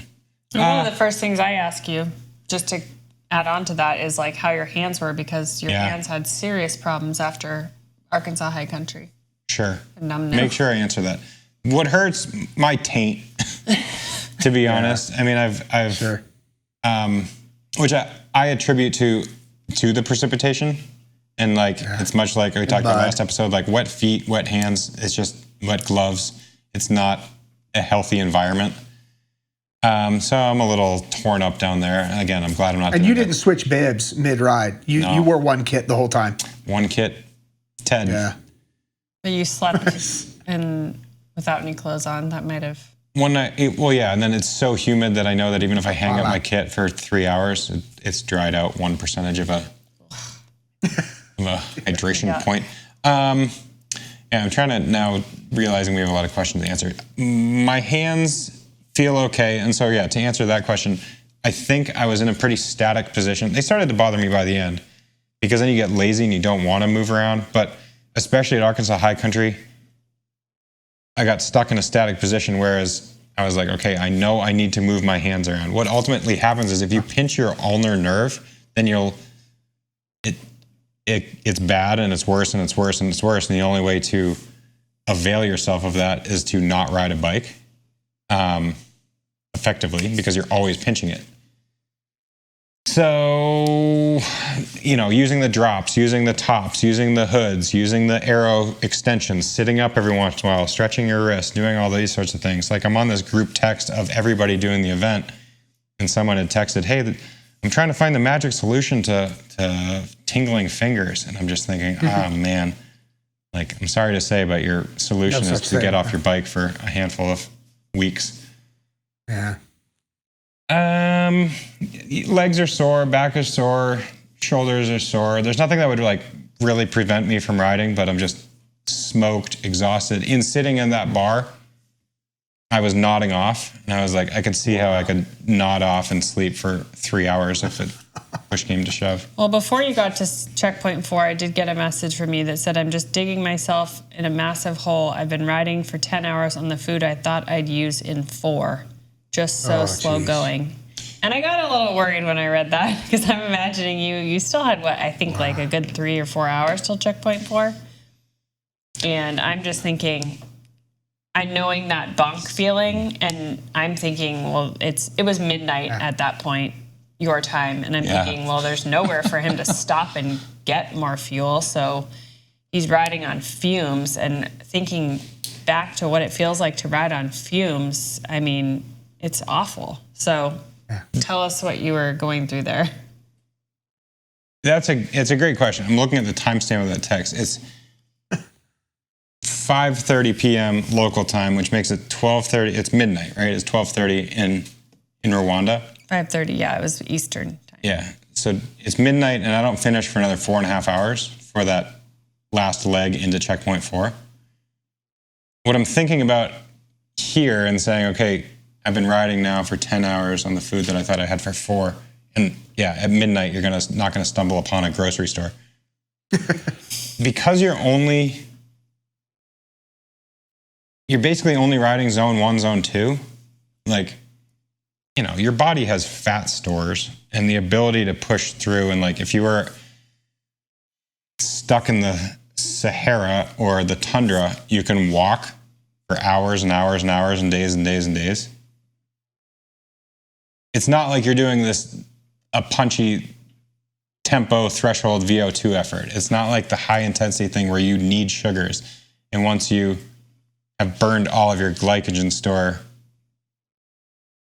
then you're really just creeping at a mandatory zone 1. It's like having never gone out of zone 1, zone 2, I wasn't starving. I was hungry. I could have benefited from food, but it wasn't like a serious bonk, I guess is my point. Okay, that's good. I was quite worried when I got the message. Then you said, I'm so tired, seeing things and my mind is doing tricks. I can't do anything except keep riding. I don't have a bivvy and there are no hotels until the checkpoint. And I'm just thinking, with that in mind, plus your lack of food, I'm starting to get a little concerned. Yeah, that's not very positive. And then we can talk about, I'm one of the only people that Ted is communicating with. And so here I am thinking, it's kind of like, what is my strategy and how to respond? And how to, anytime Ted expresses challenge or difficulty, what is the best response that will motivate, or that will not is it like going to motivate him for me to say something, or is it going to demotivate him for me to be too empathetic? So that was always what was going through my mind. I guess I ended up just sort of trying to be kind of terse and brief and stay positive and not really respond to the kind of complaints. I just kind of hardly acknowledged them, and I think I mentioned something when you were feeling bad about what Hazel had just said to try to brighten your spirits or something. Hazel says, "Hi, Dad, I miss you, and I hope you can ride safely. I love you, and I hope you come back soon." That's what I said to your... You don't have a bivvy, and there's no hotels until the checkpoint. Which is also funny because, these texts, I think we mentioned before, the texts aren't going out rapid fire. It takes 10 or 15 minutes for the satellite to update. Mm-hmm. And then I'm also so smoked I don't have the energy to sit up and reach in my pocket and send a text. Right. So, I mean, man, oh man, it is bikepacking and self-support, and do you have the ability to communicate? Yes, these messages are motivating, unequivocally. And there's a school of thought of you shouldn't be able to communicate with anybody. You shouldn't be able to have any sort of outside mental support. And I obviously didn't uphold that. If that were in the rules, I would have upheld it. I can understand why traditionalists would say, you shouldn't have any sort of outside communication. Yeah. From my perspective, I didn't want to get into a chat with you. Every time I thought of you, I don't know how you were texting.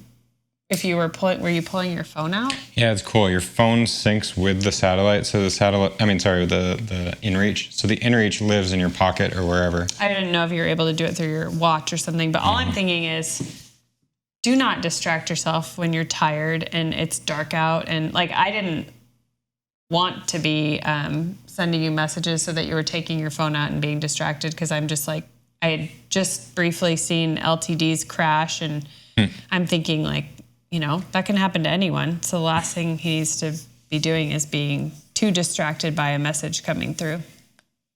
Smart.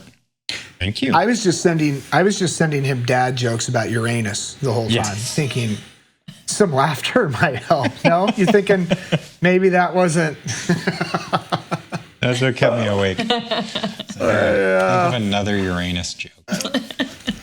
So you roll into the finish, Ted, and you get that infamous burger that a good number of us watched you inhale. I kept wondering, when are they going to take the phone off poor Ted? They were just Instagram living you eat a burger, and you seemed sort of unworried about it. Oh, but that was such a gift. I messaged them before and was like, are you going to go on Instagram Live? Because you've watched this dot for the last 2 days. And all I wanted was to see him at the finish, and you can't be there. Then you at least feel like you're getting to experience the end and see how they react and see the relief on their face. So it was really cool that they they were like, yeah, no problem, we will. And it all worked out. And we all got to. It was awesome. I was stoked when you sent me the message that, hey, they're going to Instagram live it. Looks like he's, and like you say, we're all watching it. So it's like, okay, he's only 20K out. Now he's 10K out. Now he's 5K out. Yeah. And that last 5K just felt like a lifetime. Yeah. We're all just like, you got that, But yeah, that was fantastic. How long did it take you to just come down even physically? Like, were your legs just firing, or were you so beyond exhausted you were out cold once you hit a bed? So what? I finished at probably noon-ish. So perfect time to eat a burger. Again, I don't know if this race will ever have it. I feel like I had this conversation earlier today with the folks at bikepacking.com. I feel like gravel a decade ago or more is sort of where bikepacking is now, where you have like a handful of hyper competitive people and a lot of very fast people and a lot of the masses. And there's a great vibe and following, with my point that I'm really glad that it's not coming down to a sprint, because A, that would be pathetic to watch people sprint on, having just said there's no glycogen, like completely glycogen deprived stores. But just in addition to how pathetic it would be, but you're also like navigating a city at this point. You're through Kigali and like roundabouts and 1,000 scooters and so on and so forth. So I'm really glad that it was a very peaceful finish. And furthermore, if it really came down to a sprint, like it finishes on this wall. You have to go up this just ridiculous climb. So in addition to creeping, that's part of the reason the last 5K were so slow. Roll in. Elation is high. I'm thrilled. I get that very cool cycling cap that says winner under the brim, which is also great because I have an enormous skull and head and it fits me really well. And that's my greatest reservation with getting a cycling cap is it looks cool, but it looks stupid on me. But this one actually fits. So I'm thrilled. Get the burger, which turns out to be a double burger. What else do I order? I just, I haven't really eaten in 24 hours-ish. So I ordered something else. I think I ordered a sandwich. I got a beer. And then, honestly, for the next 4 hours, I'm just playing catch up on my phone and social media. And so I'm not hyped. I am sleepy. But it's like, well, what else am I going to do? And then I'm also thinking the logistics that I have to do. I need to go back to the hotel that, as we talked about before, will not allow me to bring my bike inside the room. I have to leave it in the lobby because they don't want me to dirty things up. Whereas when I was there prior to the race, everything is spick and span, but now I am absolutely filthy. So I'm thinking, I got to wash my bike. Basically just playing catch up, writing texts, FaceTiming Laura and the kids. Order another beer. And after I've had 2 local beers, which are quite delicious and probably 4% alcohol, then I noticed that they have Belgian beers available. So then I get a Belgian beer. And then I'm getting a little bit loopy. And I'm like, okay, I only have 400 meters to ride to my hotel, but I should probably let this beer settle. So I mean, long story short, I chill at Tugende for probably 4 hours or more. Then I get some food to go because I'm like, okay, there's no way I'm going there and then back. I get my food to go. I go back to the hotel, largely settle in. But then this is the point. This is funny. Laura messages me and says, she has messaged me earlier about this, but then I'm trying to answer the question. When do you get home? In, I think, 3 days from she's texting me. And then I go to... I needed to know when his flight actually got in because I was trying to plan some kids stuff and I didn't know if I needed to cancel it and whether you were coming in. So I go to my United app and it says February 12th, I'll get home. Whereas I'm like, wait a sec. I mean, as we're speaking right now, February 12th is yesterday. I feel like I did this race a lifetime ago. I'm like, that's freaky. I'm pretty meticulous about most things I do. So I look at the email, my confirmation of my original flight that I bought. And yes, I'm supposed to fly out on February 5th. So something has changed. Oh, and you are checking this after you had already said, I need to go to sleep now, good night. And then I'm like, just one more question. Yeah. When do you get home? And then this set off just this 2.5 terrible hours. thing. I feel like, I don't know how anybody else's communication is with their airlines, but I feel like I'm on the automated stream so that if your gate changes, I get 3 texts about it and 2 emails. Right. And hello, Ted, your flight is in 3 hours. We can't wait to see you at the airport. And so like, I get just nonstop messaging. Yeah. And then I'm thinking, WTF? Why haven't I been notified that my flight is a week later? The one time I could actually use a text, you don't send it. Later. So it begins what amounts to a 3-hour, less than thrilled scenario where I talk to United. They tell me, even with my priority, they tell me to talk to Brussels Airlines. And then Brussels Airlines says, no, you got to talk to... The flight of origin in the country you're in is not United, so you got to go there. You got to talk to the mileage plus thing. I mean, it's set off just the gnarliest thing, because then they're like, okay, call this number. And my phone, for some reason, my US phone is now not working. So I'm trying to get Skype and Skype credit. And it turns out Skype no longer works the way it used to. Now you need to have a subscription for the country to whom you're calling. And I'm trying to call Brussels Airlines in Brussels, but Skype to Brussels doesn't exist. And I'm like texting Laura, hey, can you try it on your phone? Yada, yada, yada, yada, yada. It was insane. I'm like, just go to sleep, figure it out in the morning. But I knew once Ted figured out that this was an issue, he would not be able to go to sleep. He's a dog on a bone. Yeah. He was going to... Well, and part of the reason was like, because, okay, in theory, I'm supposed to... If I follow Laura's subscription, I'm supposed to fall asleep that night and then have the whole next day to deal with it, and then the whole next day to deal with it, and then fly out that night if I were on the original flight. And now I'm thinking, okay, well, what the heck? I could fly out tomorrow. I got nothing else to do, kind of. I mean, I have other things I want to do and clean and pack and watch other finishers and cheer other people on and so on and so forth. But I'm like, yeah, right, I'm not going to sleep. So, it literally 3 hours.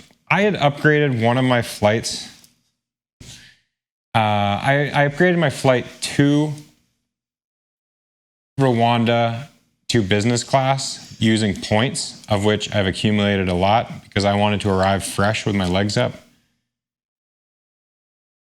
And amid my complaining to these various airlines, as I am just getting like shafted left, right, and center. Why don't you fly out on the 11th or the 10th? I'm like, come on. At some point, it was ceded to the person that I was communicating with the 4th time around that I had business. So she's like, oh yeah, I'll get you out on business, no problem. I'm like, what? Okay, yes. Like, let's book right now. Lock it up. Yes. Yeah. Do not hang up the phone with me, ma'am. Yeah. You have my callback number, right? In case we get disconnected. Right. The very long story short, I didn't earn it, but I got flown out full business the entire way out, which is gnarly. And gnarly because I flew from, so the following day I flew from Kigali, Rwanda to Addis Ababa, Ethiopia, which was, I don't know square footage, but I think it's the biggest airport I've ever been to. And I've flown to a lot of airports. It was gargantuan. And then from there to Rome on a long flight. And then nobody got on or off the flight. Airport.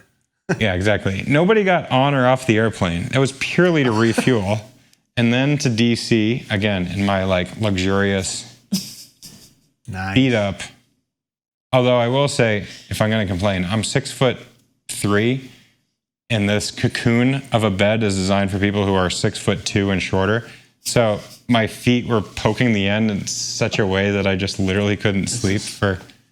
This is ridiculous. I know. I realize what I'm complaining right about. Now. But I can't stand this. So, okay, to answer another question, what hurt? At that point, my knees hurt a lot. Like, just sort of ache. I'd never had knee pain from cycling, but my knees were aching. And I was thinking, if I was sitting in economy right now, my knees would explode. Yeah. So, there. How's that for an answer? That's what I did after the race. Oh my goodness. Continuing my trend of sleeping 2 hours per night for 2 straight weeks. That's how I got home. Well, should we shift our attention to gear? We've got a bunch of questions from listeners that came in about gear. I'll kick us off the first one. Laura, you want to help me work through these? I know you'll be great and help me tremendously. Did you use, I know you've made the move to a wax chain, or at least have experimented with it a bit this year. Did you use wax? Did you switch to oil? How'd it go? Terrific question. Yes, I'm new to wax, and the good folks at Silka have been helping me out with products and answering all sorts of silly questions. I mean, it's like gravitating to tubeless. Like, until you've done it, you have a lot of questions. So I did wax my chain. I use their endurance chip, which allows you to go from like 500K to 800-900,000 kilometers-ish, as long as you're in perfect conditions. But then as a result of the mud and buildup, they suggested to add oil, because that will immediately resolve the issue, as opposed to adding wax, which they would recommend you do if you're going to be able to stop and let it dry overnight. But they knew that my stop and let it dry would be an hour or 2 max. So yeah, I'm learning all the tricks and nuances, and Silka's been great. So far I'm loving waxing my chain. Oh, I can't wait to have my chain waxed. Hello. It is Valentine's Day tomorrow. I mean, am I going to benefit from this? One would hope. Okay, how did the Oracle Ridge tires do in the mud? These are Renee Hurst. I'm using them for Mid-South, says someone. I love everything about Renee Hurst tires. I loved my tires for this race. I loved Oracle Ridge. I had 0 issue. I know a lot of people had flats as their pogo sticking down the road or what have you. I wouldn't recommend them for Mid-South. If it's, sorry, let me qualify that. How did Oracle Ridge tires do in the mud? I'm using them for Mid-South. If it's muddy at Mid-South, your trick is to use the narrowest tire possible, because the buildup in Oklahoma of mud is just horrific. The stuff of legend. So you want to be on like a 35 mil as opposed to Oracle Ridges that are 48. If it's dry, Oracle Ridge would be a great tire. If it's the tiniest bit of mud, then you could maybe get away with it. And if it's muddy, then just go narrow. Wait, if it's dry at Mid-South, you wouldn't run a slick? Well, I would, but I understand a lot of people's reservation about running slicks. Okay. I would. Just clarifying. I would. So there are options. You got your options. Well, what about your tire size? Did you want bigger? I was happy with it in the 48s, because there is, it's advertised as 65% paved, 35% gravel. That may or may not be the case. I think it's probably more 50-50, but there's a lot of time that you're on paved roads. I mean, I have certainly been dyed in the wool that Renee Hurst tire knobbies especially are super fast on pavement. So yeah, I don't feel like it's a benefit or detriment to go wider or narrower. 48s were great. Someone else, they also followed up with what Cannondale has the most clearance. I was running the Topstone, which I think is right around a 48. I mean, the mud, let's talk about the downside. The mud was bad enough that on my rear, I think we talked about this before, the mud is building up as the tire is rotating, so much so that it's like squeezing over above your bottom bracket, chainstay junction, up. So then the mud is now pushing the chain. The chain is getting covered in mud, so much so that it's pushing the chain off the chain rings, and the chain is effectively now waxed in like a thick mud. So a narrower tire would resolve that in the very few instances that we had muddy, gnarly peanut butter. I mean, this was the perfect tire, because the few times that it was a detriment are outshone by all the times that 48 was great. I did see a whole bunch of people on like mid, high 30 mil, and I'm just, especially in hindsight, thinking they probably had a really miserable time. Yeah, even if they don't flat at that point, just like the thought of chattering your body for, 50 plus, and for mere mortals, 100 plus hours, right? On a 30 something, it's like, man, give me that cushy 50. Right. Yeah, and I think they probably looked at the ratio and said, oh, there's a ton of pavement. I'm going to go with a narrower tire. And that's not a line of reasoning that I endorse. And were you on the endurance casing? Endurance, so not fully endurance plus. I don't know if endurance plus occurs in an Oracle Ridge, but endurance is great. I think endurance plus is great for like an Unbound or something, where the terra firma is just like riding on knives. But this was, I knew it wasn't going to be hyper sharp, and I didn't need that extra casing. All right. It's still in gear, but move to nutrition. What kinds of stuff were you acquiring en route? How did you acquire food, assuming there were no Casey's gas station stops? I don't know what that reference is. I'm sure you do. And how much Untapped did you go through? Casey's it's the ubiquitous gas station in the greater Emporia region. So it's certainly on Unbound XL. That's your go-to stop. Gotcha. Yeah, so that middle America. Okay, nutrition. I'll start with the Untapped piece. How much Untapped did you consume? I brought 30 packets of Untapped, a variety of normal, salted, caffeinated being coffee. And when I brought that with me, I'm like, this is overkill. There's no way I'm going to bring 30 packets, because like by volume and by weight, that's a lot. But towards the end of packing, I said, yeah, I'm going to go with this. And I'm thrilled I did. I parsed it out perfectly.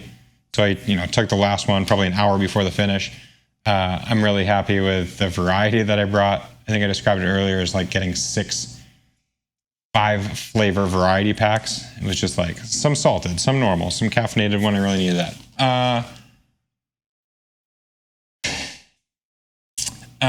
Let me think. What else? I mean, the rest is sort of the catch as catch can is there's no Casey's, but you'd stop in these very, very small towns. And what a convenience store looks like is, we were told this at the pre-race meeting. The messaging of the meeting was, don't come back in 1,000 kilometers and say you never went by a store, because you're going to go by dozens and dozens and dozens of stores. A store is somebody's front door. Right. And the door is open, and if you look through the door and see stuff on the wall, that means it's a store. Stuff being cookies and crackers and soap and toilet paper. And so, I mean, Did you see these places? Oh, totally. I mean, I'm glad I was queued in beforehand, but like you see it. Apple Pay? No, they did credit card. I think. No, they took cash. I brought cash. I don't think they take credit card. Most places do when you're in like Kigali in the city. So that is where you get your cracker. Well, I'm gonna say crackers. Like, you know what digestive cookies are? They're sort of like the British cookie cracker. Oh yeah. Okay. They're probably like high in fiber, but they're also high in carbohydrate too. Yeah, like that Belvita or whatever those are. A lot of those. Cookies, crackers. If you go to a bigger one of these stores, and there's candy and the gummies and. Do your teeth hurt for all the sugar? They did at Arkansas. They didn't so much at this race. Brushing my teeth is a pretty mandatory aspect of bike packing. I mean, I do remember my tongue was pretty raw by the end. Yeah. Water. You're certainly buying liter and a half, multiple liters of water. They do teach you, they taught us that instead of going in and saying Coke or soda, you say Fanta. So like Fanta is the go-to soda. So I drank a lot of Fanta. There's a mango juice that I really enjoyed. And so, dilute some mango juice in water. That was probably one of the healthier things I had along the route. Making me thirsty, so pouring some water. Those were the go-to. And the 4 pit stops also had full buffets at seemingly any hour of the day.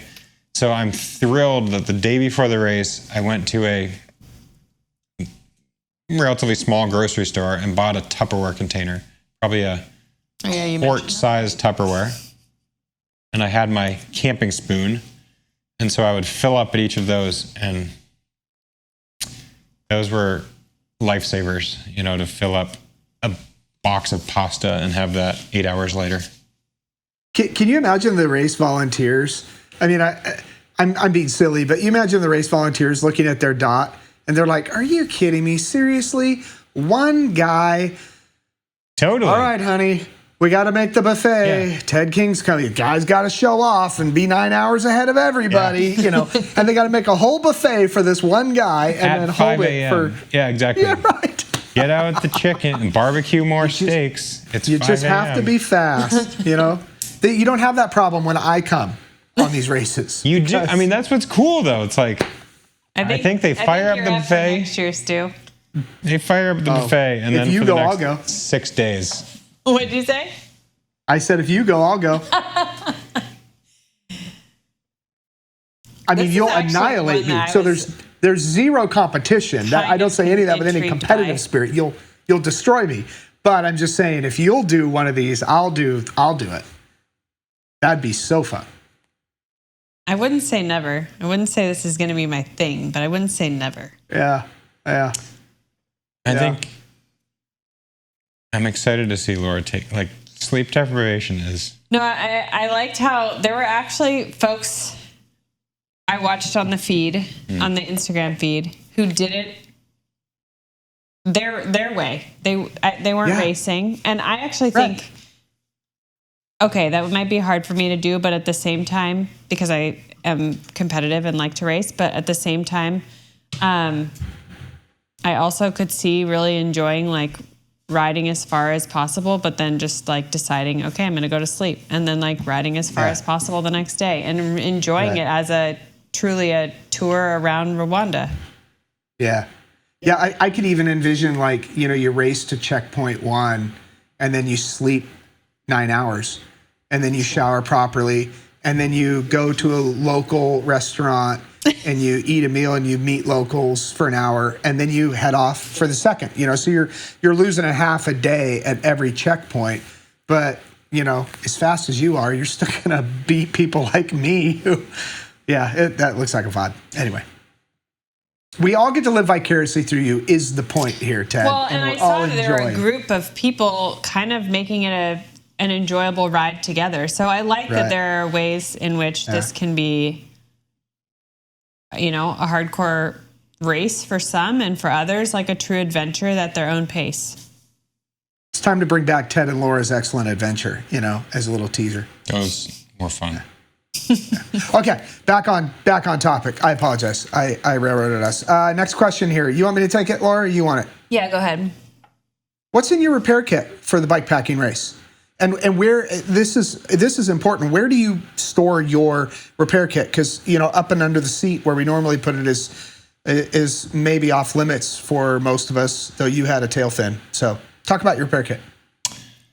I brought in the bottom of my tail fin lived my repair kit. And I put it in the bottom because I figured it's largely heavy stuff and you want the heavy stuff down below. I brought a whole bunch of tubes, including the new Rene Hurst TPU tubes, which are supposedly lighter, better, faster, everything. Brought 3 of those and 1 butyl. I brought patch kits in case it was just going to be, you hear about people who do whatever, unbound and have 9 flats over the course of the day. I'm just thinking, gosh, that would just be miserable. I brought a pump rather than CO2s. I double checked that all of my bolts could be, I had the right size Allen tools to fit all the bolts, and then B, make sure that they are long enough, because there are plenty of multi-tools that the bolt or the Allen is too short, and then you're cursing as you're unable to fix your ailing bolt. Levers in case your hands don't work and you need to pry a tire off. And then just a Gerber, I think it's called a Gerber dime. It's a general multi-tool for camping. knife, scissors, pliers, that sort of thing.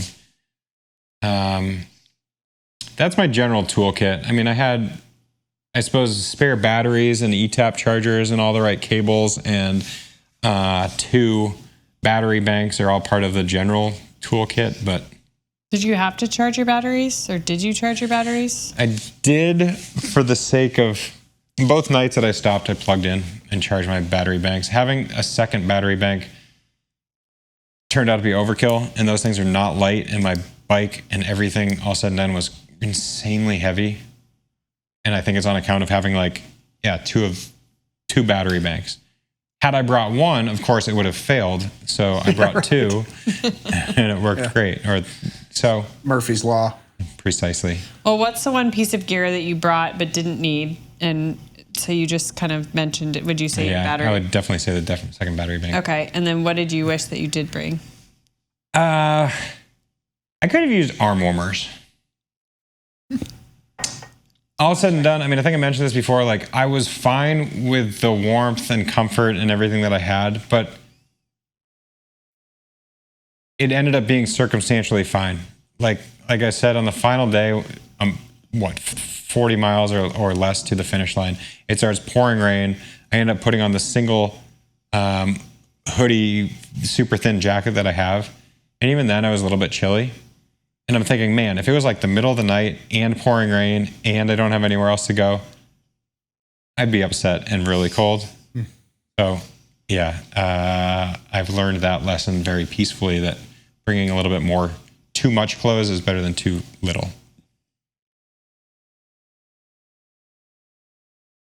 All right. Hey, that rounds out gear. Let's move to future reflections. Unless there's something you want to touch on here, Laura. You want to go back to anything, or? Yeah? Nope. What was the biggest surprise about Rwanda? Your first trip on the continent of Africa. You've traveled all over the world. So I remember my first trip to Africa was like no place I had ever been ever. There was almost no comparison. Did you feel that way, or have you been enough places that you connected it to something? My answer is going to answer the way you've worded it even more so than how the question was posed to us. It was posed to us, what surprised you the most about Rwanda? And then to your point, like, what was your actual experience like?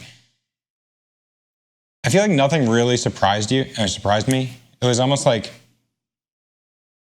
it lived up to the expectations and the anticipations. And I mean, the way I described it is like, you see a person riding down the road with 300 bananas on their bike, and it seems totally normal. Or to see somebody with a live pig on the back of their bike, or whatever it is, like stuff that you'd see in North America that are so crazy as to, like, you'd stop and take a picture. There, it's just like, oh yeah, that's total normal life.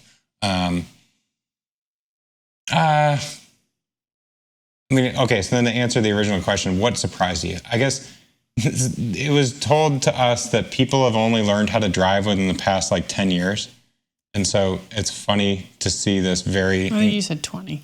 Okay, 10 or 20. Am I repeating myself in the episode before? I think you probably mentioned this, yes, and you said 20. It's relatively recent that people have learned how to drive. But then there's just like this natural flow down the roads. And so I feel totally safe as I'm experiencing life in a busy city. I don't know. Yeah. How's that? I guess the point is, nothing really surprised me, but everything was new and fun and refreshing. Let's talk Tour Divide. Mm-hmm. We have a couple questions. One's saying you had to abandon Tour Divide, so what was different this time? And then a follow-up is, does this effort make you want to go back and do Tour Divide? What is different? 2,200 miles. Yeah. Like, Race Around Rwanda is a sprint. Grizzly bears. Although, when did you abandon Tour Divide? 500 miles? 800 miles. 800 almost 900. Okay. I had done... I couldn't remember. 1.25 Rwandas.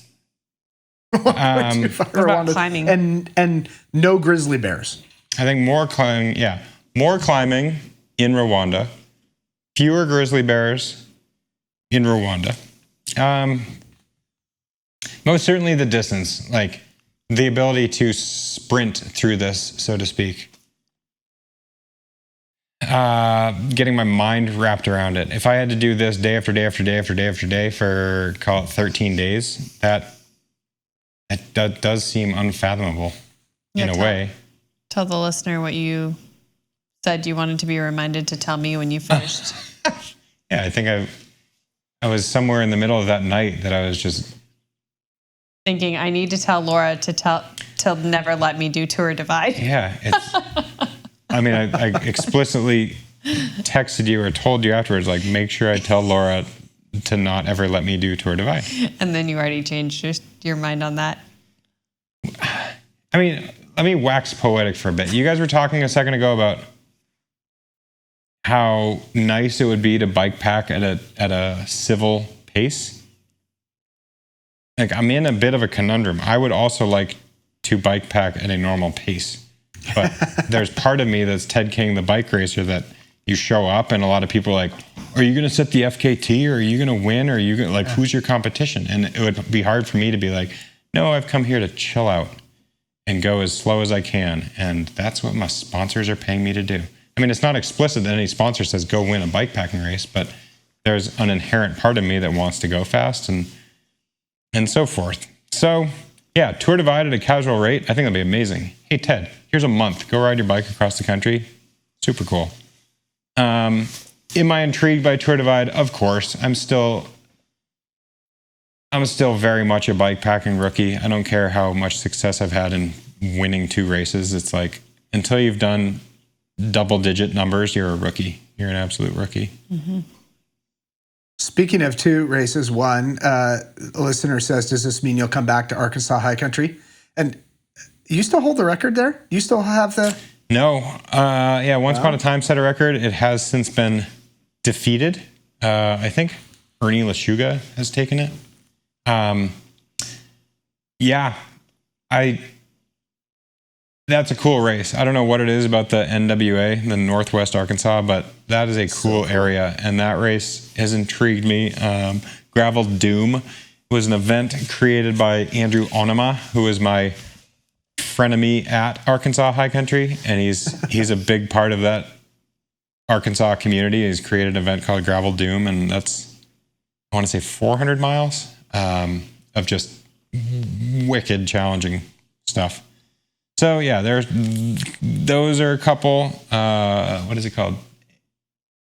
There's a race in Georgia, North Trans Georgia, NTWA, something. North Georgia is one that interests me. I mean, right in my backyard, we've got the Vermont Super 8. We've got a lot of cool events that are not quite of that massive Tour Divide length that interest me. Most surprising thing that happened.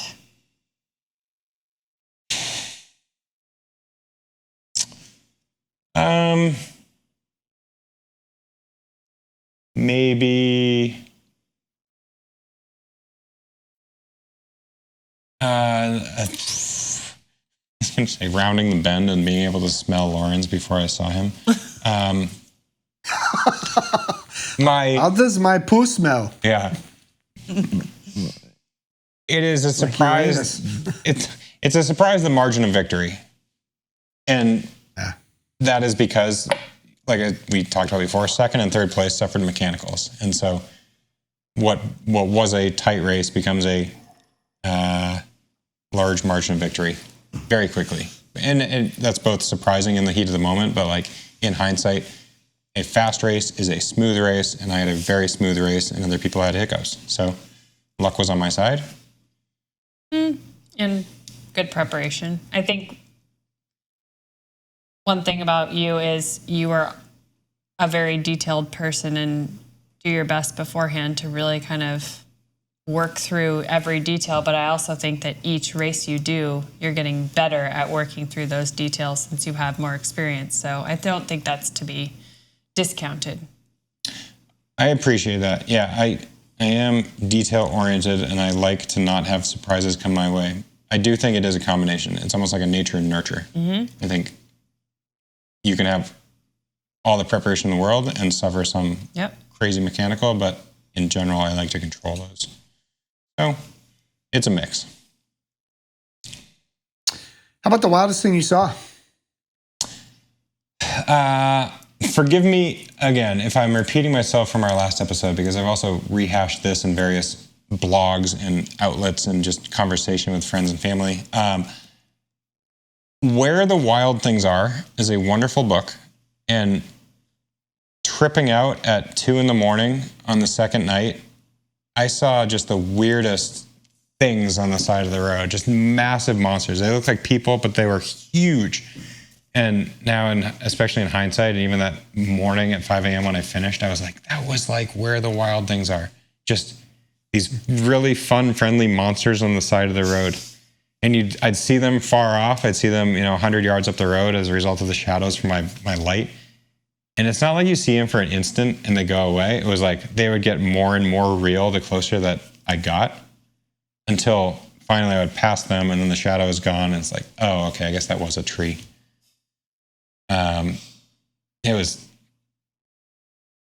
It was trippy because it was hours of that. I don't know if you saw this or it was just a picture, but that kid that had like carved his own bike. Yeah. Oh, I showed you that. That was rad. Did you see that in person? Yeah, I saw that a few times. It's like, it's kids or adults have made scooters out of wood, out of lumber, and then like, okay, that's impressive. It's like a panel to stand on and a dowel that's the steering mechanism. But then the wood is literally, coins of lumber. You cut horizontally across a big tree, and then you have a wheel that is a foot in diameter. Yeah, I saw not a lot. I think I saw that 3 times along the route. Just homemade ingenuity. Necessity is the mother of all invention. Yes. It's really neat to see that. What was the Rwandan support like for the ride? A lot of people out on the course. I'm thrilled that I went through in the top 1%-ish, because I imagine it would get old as more people have gone by. So what do you hear? You see a lot of kids out, and it's almost like you need to break the veneer and either acknowledge them or say hi or something. But then they're just saying good morning, good morning, good morning, good morning, good morning, good morning, regardless of the time of day. Muzunga, I think, is the term for white person. You hear that a lot. You do hear, give me money. Give me money. Give me money. Give me money. And when you're frustrated, you're like, no. Let's go back to good morning, because that's a more peaceful thing to talk about.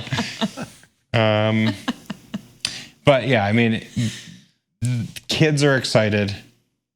They're running alongside you. That's really neat. You give them high fives. You give them a nod, whatever it is.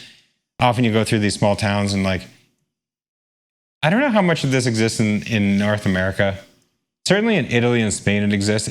It's what I know people have referred to as like the old man club, where the old men, I think once you graduate to 60 years old until the end of your time on Earth, you're in a club, and that club involves sitting outside on a bench with your other demographic, watching the world go by, smoking, literally just watching.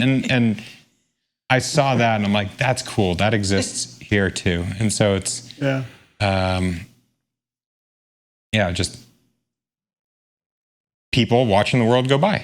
And I'm, as this first white guy that they've seen in days or weeks or months, it's novel. And as soon as it was rare that they would make the first initiation of some sort of communication. I would often wave or give a head nod. They're not really into the head nods.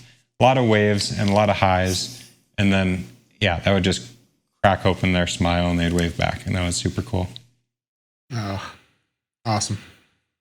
What part of the ride gave you the greatest boost of energy?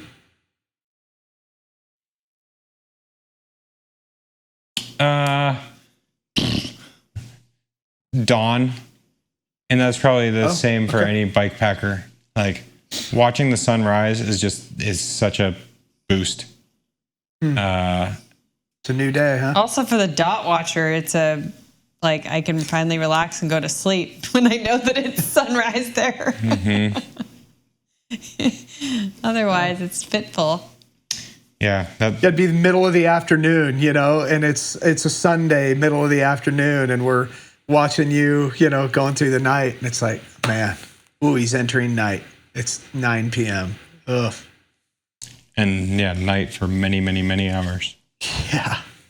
Yeah, that's my least favorite part of bike packing as a spouse. Understandably. All right, you're yawning. We have one last question because I've been yawning for a while.